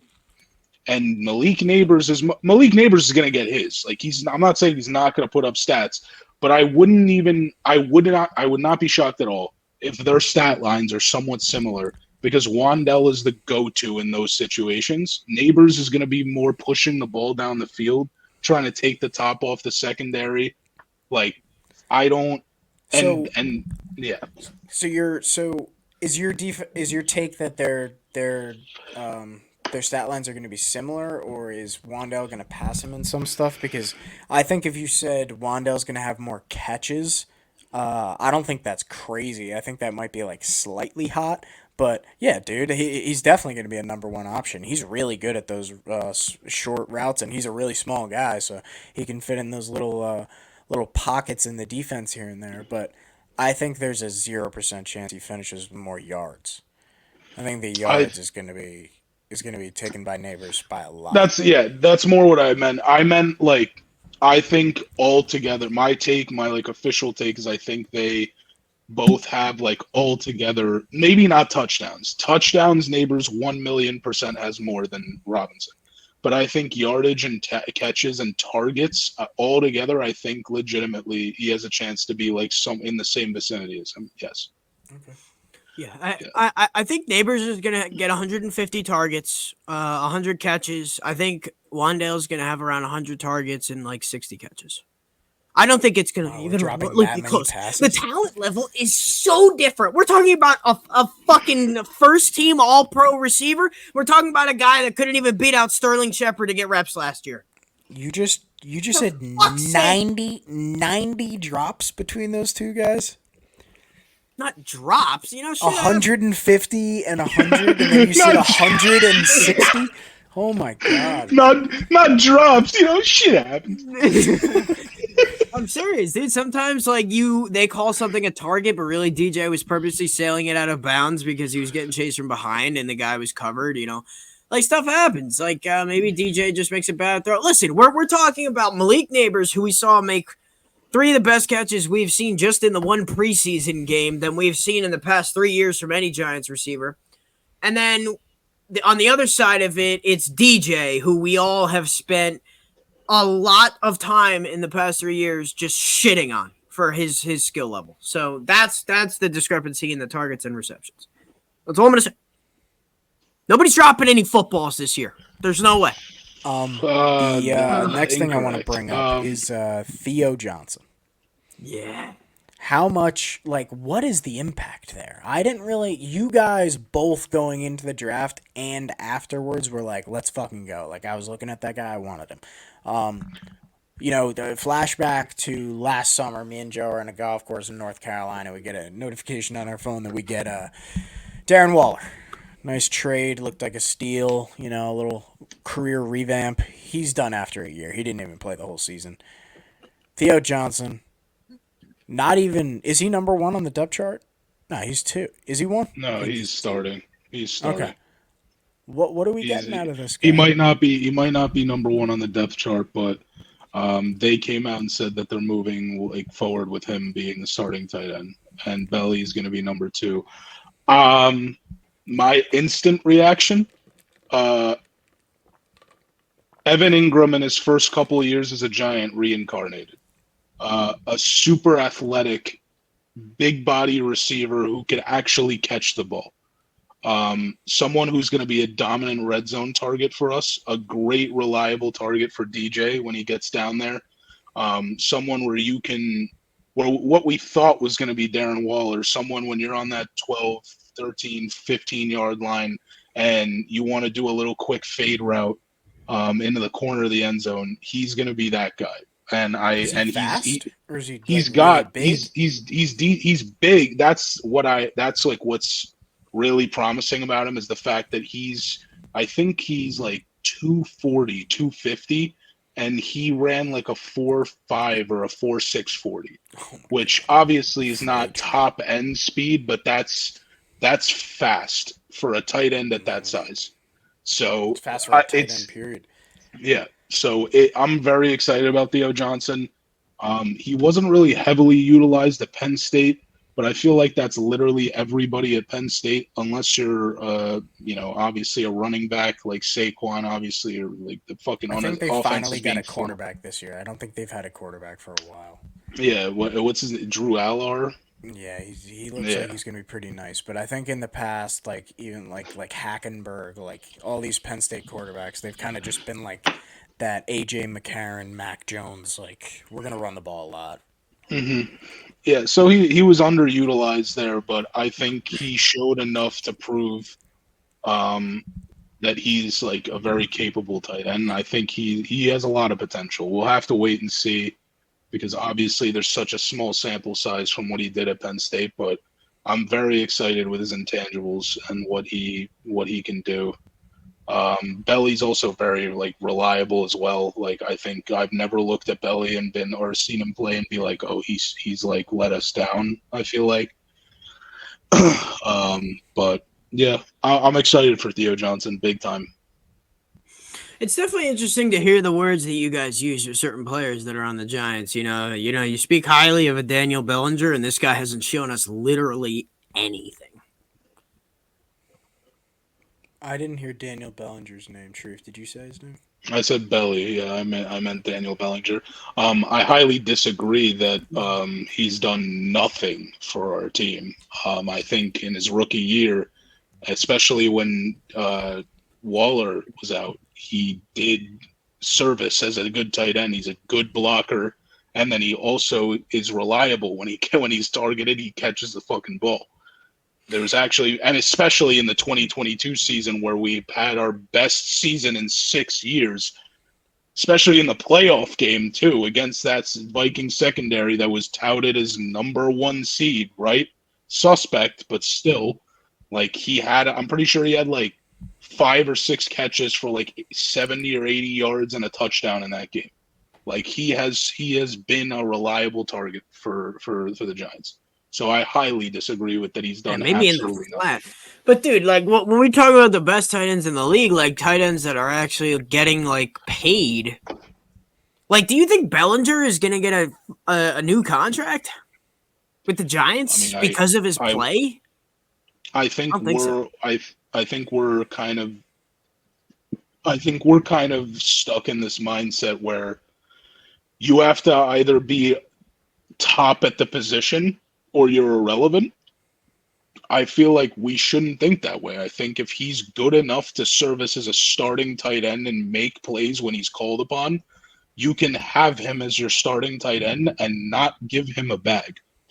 I think No, that but that works doesn't happen in perfectly the fine. NFL anymore, dude. What are you There were talking tight about? ends that are, dude, the Seahawks tight end group of This is ridiculous. Will Disley. Help me out. Who are the other names? Will Disley, Colby Kobe Parkinson Parkinson, and Fant. and Fant drew $30 million in free agency per year. 3 fucking guys. That 3 did guys nothing, on the dude. same team that none of them stood out. None of them you would go out of your way to say are good tight ends. Got $30 million, dude. They didn't stand out, but did they do their job? As left tackles extended? Maybe. But as Not receivers, no. no. I I disagree. I think Dude, you what did don't. Noah Fant and Will Disley do last year? Colby Dude. Parkinson. I'm not saying like a 30 million. You're saying each of them got 30 No, million a no, year? no. No, But just like combined 10 per each year. around. Okay, that's $10 still is even. million Yeah, for fucking Will Disley? that's still yeah. That I will agree that's an overpay, but it's like, dude, maybe not Will Disley, but like I saw Kobe Parkinson hit a decent amount. I saw him make some plays. I'm not saying you don't have to be dominant. Like why? Like we don't have to have a dominant player at every position. And also, you just drafted Theo Johnson to be your guy. at the So position to why take is over for Bellinger Waller. gonna like? Why are we giving him Because an he's higher still on a regard? rookie deal. He's on a rookie deal. No, We're I paying know, him but $4 we're million. talking about after. We're talking about after that. We're talking Okay, about are you against having a 2 tight end set? You're against having Daniel Bellinger for like 2 years for $10 million? You don't want to pay that guy $5 extra million just in case Theo Johnson gets hurt or whenever you're writing to using 2 tight end sets? You don't it want that? seems like the market is 10. That's what I'm saying, dude. I don't want to pay a second string tight end $10 million fucking dollars. Okay, that's a fair argument and completely agree. Honestly, 10 million is ridiculous. I don't think that's necessarily going to happen because the Seahawks paid Will Dissly and Colby Parkinson 10 million. Cole Kmet got the bag. Who else got the bag? Cole this year? Kmet, I think, is different than Will Dissly. I think Cole Kmet has a 100%. bigger impact But Cole on the Kmet offense. got like 22.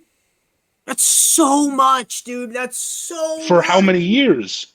4 years. This guy got the fucking Dude, bag. that's less than $6 million a year.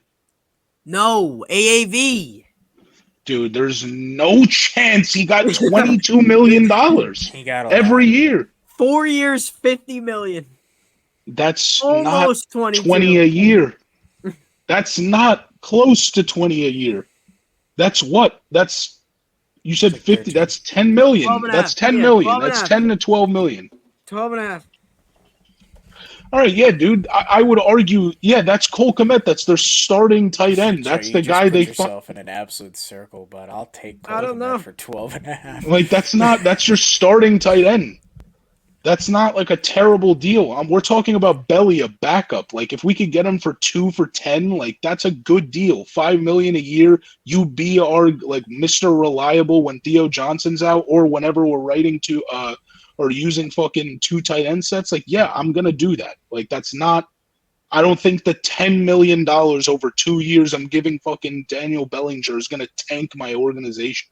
I don't think that's our problem. Yeah, Will Dissly getting 10 million. Yeah, all right. That's a dumb move by the Seahawks general management.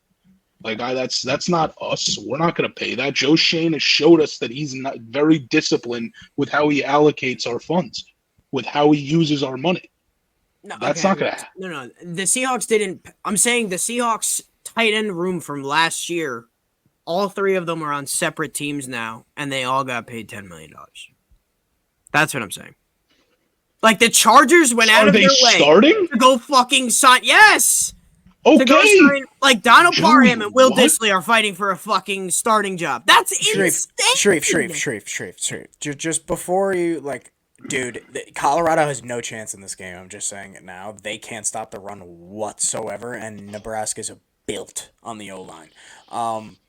Raiola is just doing dump-off passes so far. Shador went 3 and out on his first 3 plays. Yeah, Shador sucks. What were we just talking about? Oh, yeah, Sharif.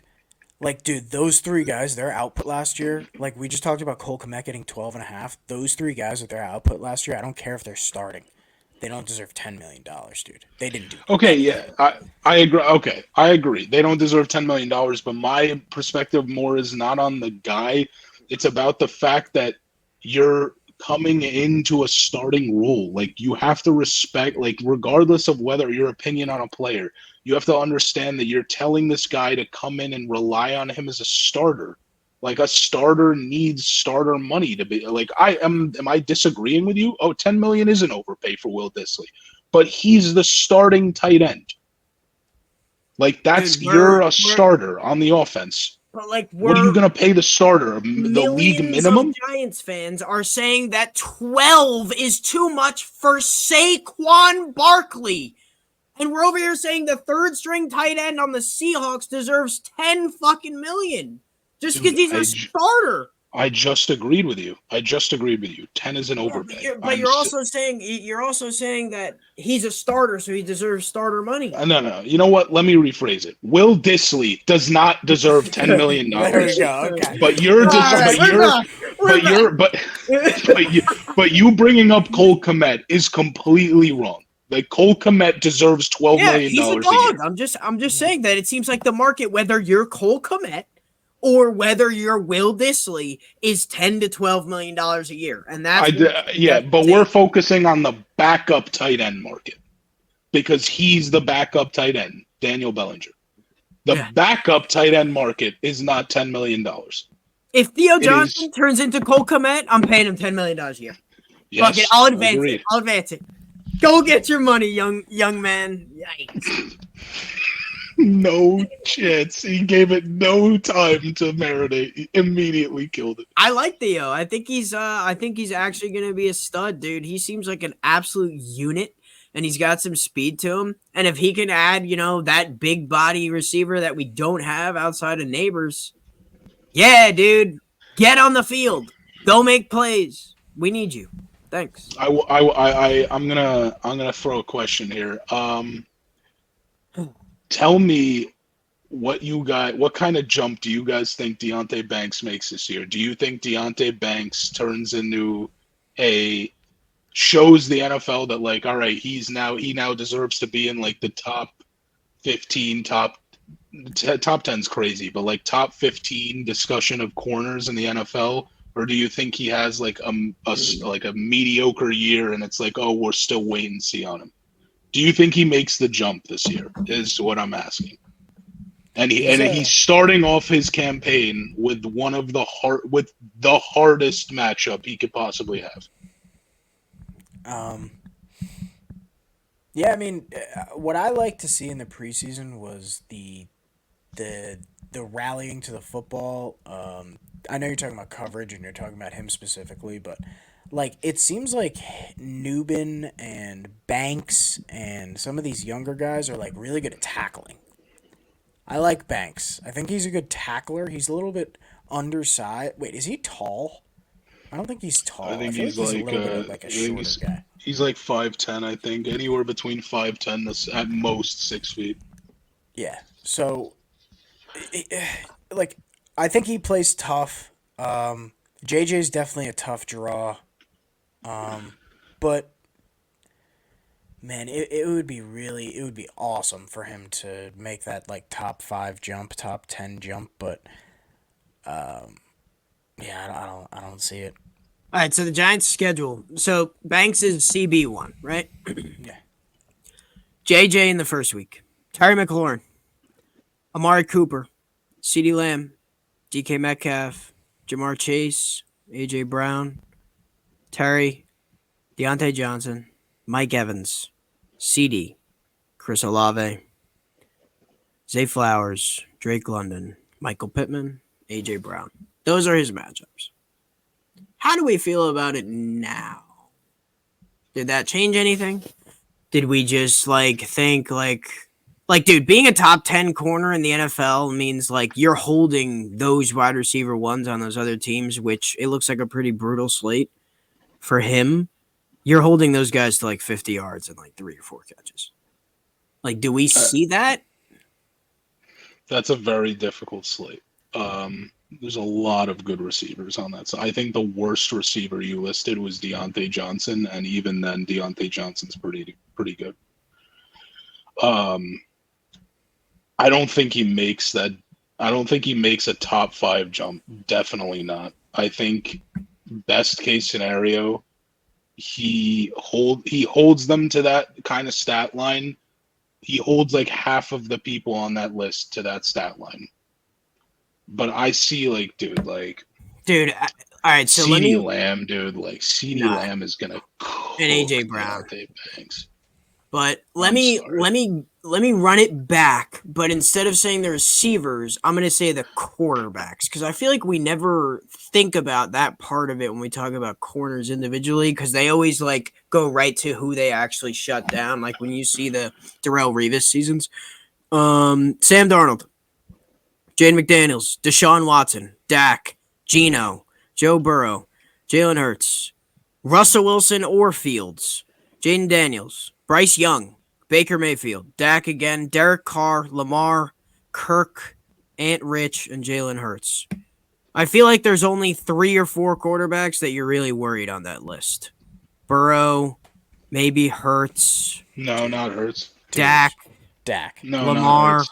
Not Dak, Kirk. Burrow, Lamar, Kirk.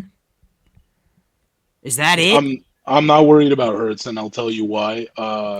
He's doing the same exact thing he did last year, which is making dumbass mistakes. Yeah, he looked really bad in that game. He looked really bad. He single-handedly kept the Packers in the game. Yeah, I agree.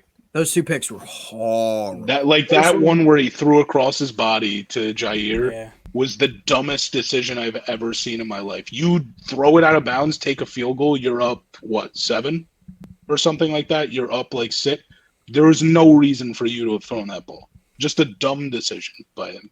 And that's not even my bias. Yeah. Yeah. Even dumber for Jair to bring that out. Did you guys notice that one of the defensive linemen on that play, when he was running it out of the end zone, tried to tackle him? His own teammate tried to tackle him on that play. How fucking dumb him taking that out was. All right. You guys have anything else? So are we doing? Let's not go through the actual schedule game by game, or do we want to do that? Or just like say doing that as much anymore. record Like predictions. we used to do our record predictions based off of that, and it's just like later in the season, you don't know how other teams are gonna look. You don't know, Yeah. Like, so I don't want to go through it like strictly by that. I think we Do you all kind guys of just- look at the schedule separately and kind of just like give our numbers, but I think we're all going to be around the 6, 7, 8 mark. Yeah. I got Do the you guys Giants at wanna 9 do and it? 8. 9 I and can 8. tell you okay. right now, I got. So me and Sharif seem like we're on the same side. Joe, what makes us into a winning season? What are these kinds of games that we win, and like who are these teams that we're beating? Okay, so I think that we have a favorable quarterback slate. We'll start with that. We do have Minnesota, Washington, Seattle, Pittsburgh, Washington, Carolina, Tampa Bay, New Orleans, Atlanta, Indianapolis. Those are all very winnable.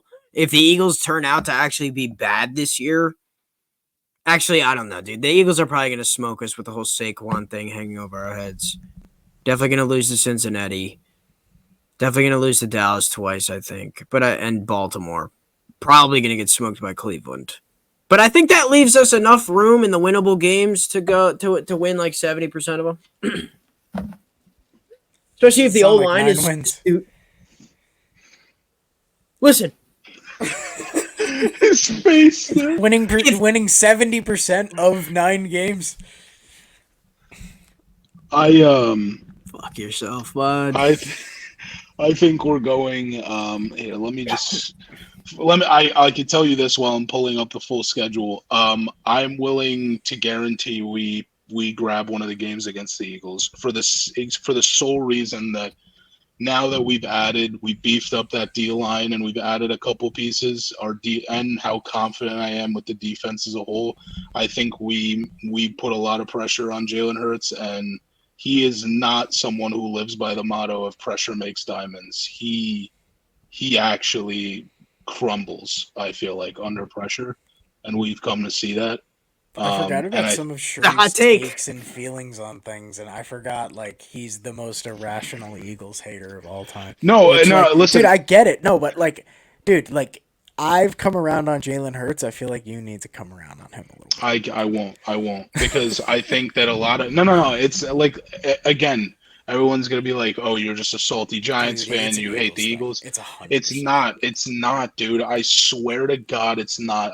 I'm dead serious when I say that Jalen Hurts is fooling the public. Everyone thinks Jalen Hurts is a better quarterback than who he is because of his situation. It's unbelievable how good you could look when everybody else is doing what they're supposed to be doing. The pressure is taken off of you. Your defense, when your defense is dominant, you're not as pressured to go put drives together. Like DJ is under, like, I'm not saying not to just use DJ, like use any other quarterback who's on a team where their defense isn't like crazy good. They're naturally under more pressure to put more drives together because you have to make sure that your offense is making up for your defense. When you have one of the best defenses in the league, you're under duress or you're not under duress. You're at that point, you're like, oh, listen, I'm going to go try and put a drive together, but if I fuck up, Who cares? Like when he walked off the field after that idiotic decision, like he was probably like, damn, man, like all good though. My defense, my top defense is going to give me the ball back. No problem. Worst case, they get a field goal. What happened? They only got a field goal. Like, it's like, dude, put that guy on the Giants. That guy stinks. That guy sucks on the Giants. That guy sucks on a lot of other teams, Listen, dude. Come the on. Giants are going to be good this year. All right. Here we go. Sharif, two things. All right. So first thing is Joe thinks that Dallas is going to win the division. I am not because of the game the other night, one way or another. I thought the Eagles were going to win the division. I think the Eagles look really strong. I think the Eagles are a Super Bowl contender. Do you think the Eagles are a Super Bowl contender? I think the Eagles are obviously a Super Bowl contender. I'm not moronic. Like I'm not like I might have hot takes here and there, but I'm also somewhat a realist. And that's why I'm trying to say I'm not just trying to be biased against the Eagles. I think they have one of the best teams in the NFL and they could be in that championship game. They just shoot themselves in the foot every single season. And then it's to the point where it's like, what is Nick Sirianni doing? What is that guy doing? Why is that guy paid currency? Why is that guy given US dollars? What does he do? What does he do? What effect does he have on the game? The Eagles literally could not have a coach and still have the same success because he does zero for that team. Zero. Regardless, I have the full Giants schedule, and I will rattle off the record as I go. Ready. Minnesota, 1-0 for the Giants. We humiliate Sam Darnold, make him honestly not want to play football ever again, and we barely get a couple of drives in to get some points on the board to scrape out a win in week 1. Washington. That's really realistic. Washington. Fuck you. We're away at Washington. We lose this game. Jaden Daniels starts off week 1 super bad, super shaky. I get texts from both of you saying, we were right, he sucks. And then week 2, he throws for 3 touchdowns and rushes for an additional 75 to 80 yards and 1 on the ground. We lose that game. The defense starts getting questioned after week 1. Go to Cleveland. Now we're 1-1. We go to Cleveland. We're at Cleveland. We get steamrolled. The defense actually plays well and limits Deshaun Watson and Amari Cooper. Deontay Banks has a career game against Amari Cooper. Amari Cooper maybe has a catch for 15 yards. No one can get going on their offense. But then our defense absolutely gets murdered. Or not defense, our offense gets absolutely murdered all day because Myles Garrett is playing against essentially children. And that's not just for us, it's for every team in the NFL because he's actually a terrifying person. And then they managed to get 1 drive late in the game, but against a close game. Like they're going to steamroll our offense, but it's going to be a close game in terms of like both. It's going to be a defensive game. Our defense is going to stop them. Their defense is going to stop us, but they're going to edge it out by 1 or 2 drives. So then we're 1-2. Dallas, don't have to talk about this one. We lose. Seattle,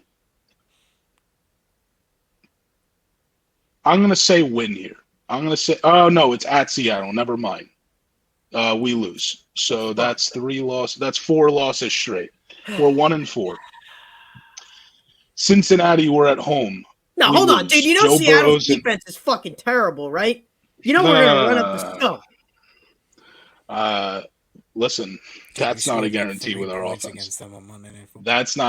We got shat on Monday Night Football. We threw Devon Witherspoon grabbed the ball midair with one hand and took it 80 yards, and it was over. Eli Manning's reaction. Running it back, he's like, DJ, your season's over next game. You're going to tear your ACL.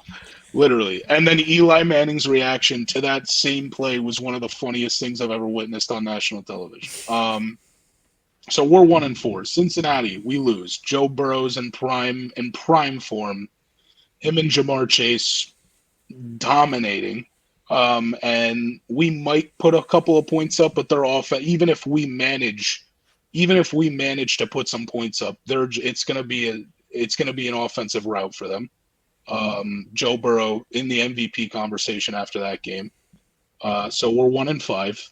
Philadelphia at home. That's a win.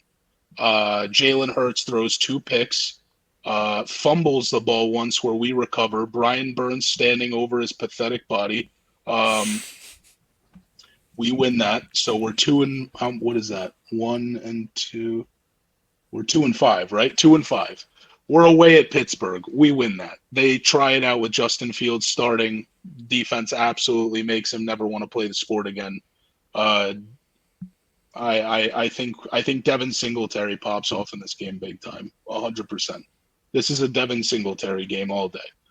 We are going to be our offensive line makes us think that they're actually good in this game, but it remains to be seen. Yikes. 3 and what are we at? 3-5? Yeah, 3-5. Washington at home, we win. We're 4-5 now. Carolina at home, we're 5-5. Oh my God, is the Giants' season coming together a little bit? We're 5-5. There it is. Heading into the bye week. Oh my God, let's go. Tampa Bay at home after the bye week, loss, 5-6. At Dallas, loss, 5-7. New Orleans at home. And this pains me to say, and I legitimately, I don't know if I'm going to be able to watch it happen. Derek Carr gets benched. Spencer Rattler comes into the game and throws 3 touchdowns on our defense, and I actually never want to watch football ever again in my life. We are now, 5-8? Yes. Versus Baltimore at home, 5-9. At Atlanta, 5-10. Versus Indianapolis at home, 5-11. Anthony Richardson, Adonai Mitchell, Michael Pittman, Jonathan Taylor. We're not stopping them. It's the defense can't do it every single week, even no matter how good we think they're going to be. Not doing it every single week. They're also not going to be able to game plan well enough to stop AR in his tracks and not let him dominate us as a rusher. At Philly, that's where we lose. We end the season with a hot 5-16.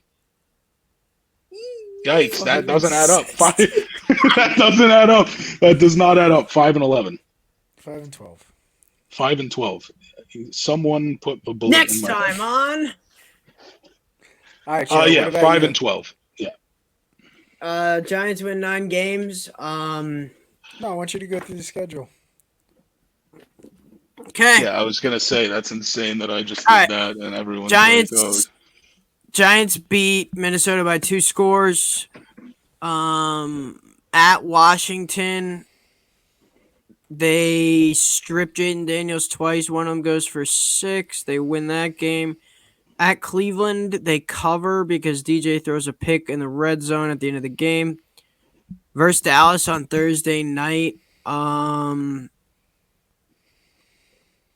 Yeah, they're going to win that game. At Seattle the following week in a 425 spot. That's a loss. Off the highs of the Dallas win. Cincinnati looks like a Sunday night game on Peacock. Is that a Saturday night game? I don't know what's going on. It's a loss. Versus Philly, Sunday, win. October. At Pittsburgh, easy win. What am I up to? 1, 2, 3, 4, and 4. Versus Washington, win 5-4. Versus Carolina, win 6-4. Versus Tampa Bay, 7-4. Is that right? Yeah, 7-4. At Dallas, loss.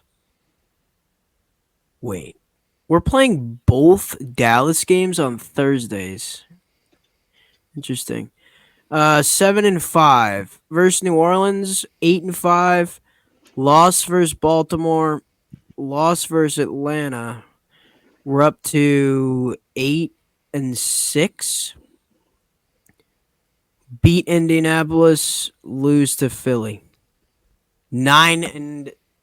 Yikes. 9-8, dude. I mapped it out. There it is.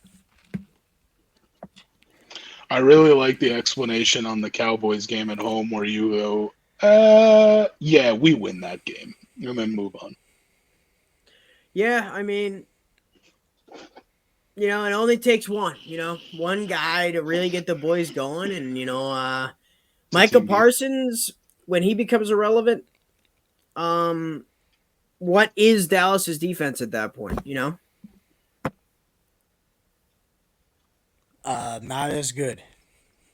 When he Yeah, man. becomes irrelevant, Yeah. when Jermaine why would he Illuminor become? locks his ass up. Andrew Thomas on the other side, yeah. He just pushes that little boy to the ground.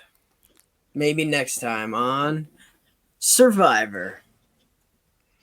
Yeah, okay. Jermaine Illuminor. Jermaine Dude, Illuminor. when are you gonna just be a Giants fan? When? That's like When? ridiculous. That's ridiculous. When are you going to be happy when you do it? Buddy, you just said Jermaine Illuminor is going to bully Micah Parsons. In what universe is that going to happen? The universe where your best friend Daniel Bellinger is also there. And Andrew Thomas can lock that guy up by himself. Andrew Thomas, I can 100% agree with. Everything else, no. And you got that big guy Singletary in the backfield chipping him on his way to fucking Big Daniel guy. Jones. Before he squirts out into the flat, DJ hits him, he jukes a couple guys, and he's in the end zone. Dude, it's simple math here. Before he squirts out into the flat, yeah. And he just, quote, jukes a couple guys. Yeah. Yeah, we're playing Madden, guys. Yeah. Madden is an impersonation of real life. No, because Madden might be one of the worst games of all time. Nah, Because Madden's EA great. still I know. produces it. No, Jack. It's a All right, football all right. video game. Jack. Tell us what you think's gonna happen this year. The sketchy. With Skedgy. Alright. Alright. Joey's not excited. Alright. I'm gonna have a really hard time keeping track of the schedule or the record. Here. Let me. I'll tell you game by game and what day it is, and you tell me what you think. I have the schedule. I'm just Yikes. not gonna be able to keep track of the record. Okay, I'll keep track of the record then. Vikings game. I think we eke that one out. Commanders, we 1-0. lose, like Sharif said. Yikes! We're gonna get that's gonna be Jaden Daniels' breakout game. We're bussing, dude. Let's Browns go. run all over us. 1-2. Their run game, they're gonna have like 200 yards on the ground. Cowboys, we lose at home 1-3. because it's not really a home game against the Cowboys ever. Seahawks, yeah, the 12, we have no chance. Bengals, they're buzzing. We're probably gonna lose that game. Even with a hurt Joe Burrow, they'll have some fucking schmuck come in and throw for 3 touchdowns. Eagles game, I think, like I said, I think they're one of the best teams in the NFL this year, and they're gonna shit all over us. Especially that first game in Giants Stadium with Saquon. Holy shit! What am I at? Like 1-5. Okay. Steelers game, yeah, we should beat the Steelers. I don't think they're the Steelers. No, you were 1-6. You were 1-6. You were 1-6 with Philly. All right. You said you should beat the Steelers, so 2-6. We'll probably take that second game from the Commanders. We'll beat the Panthers. I think the Bucks beat us, so that's 2 wins and a loss off 2-6. So that's 4-7.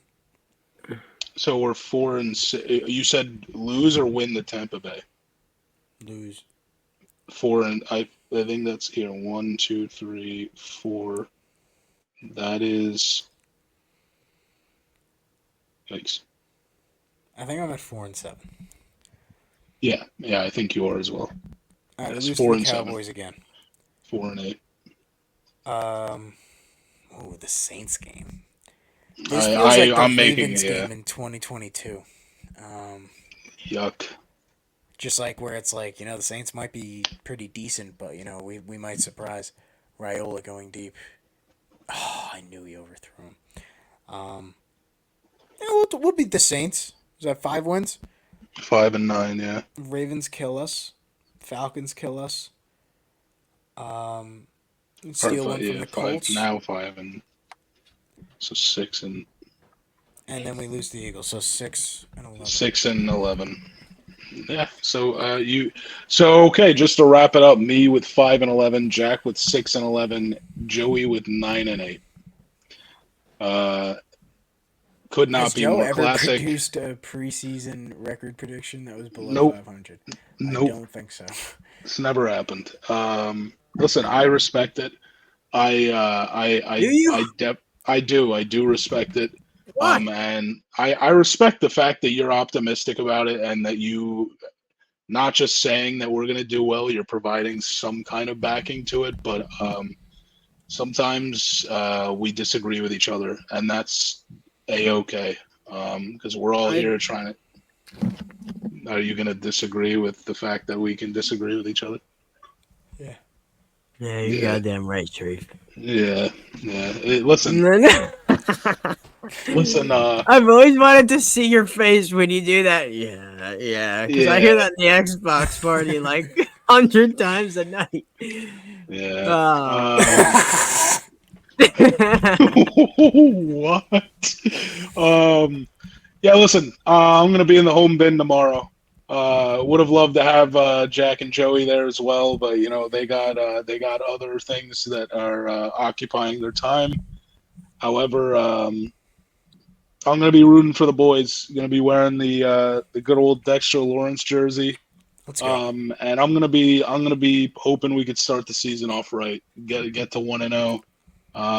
And I'm excited to see this defense live. I will be screaming very loudly, visceral screams. That's just me at the games, and I think Jack, and Joey can attest to that. Yeah, go Giants, go Giants. Go Giants. Go Jack. Giants. Yeah. Okay. Yeah. All right. Yeah.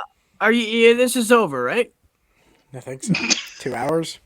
This 2 is hours, over, yeah. right?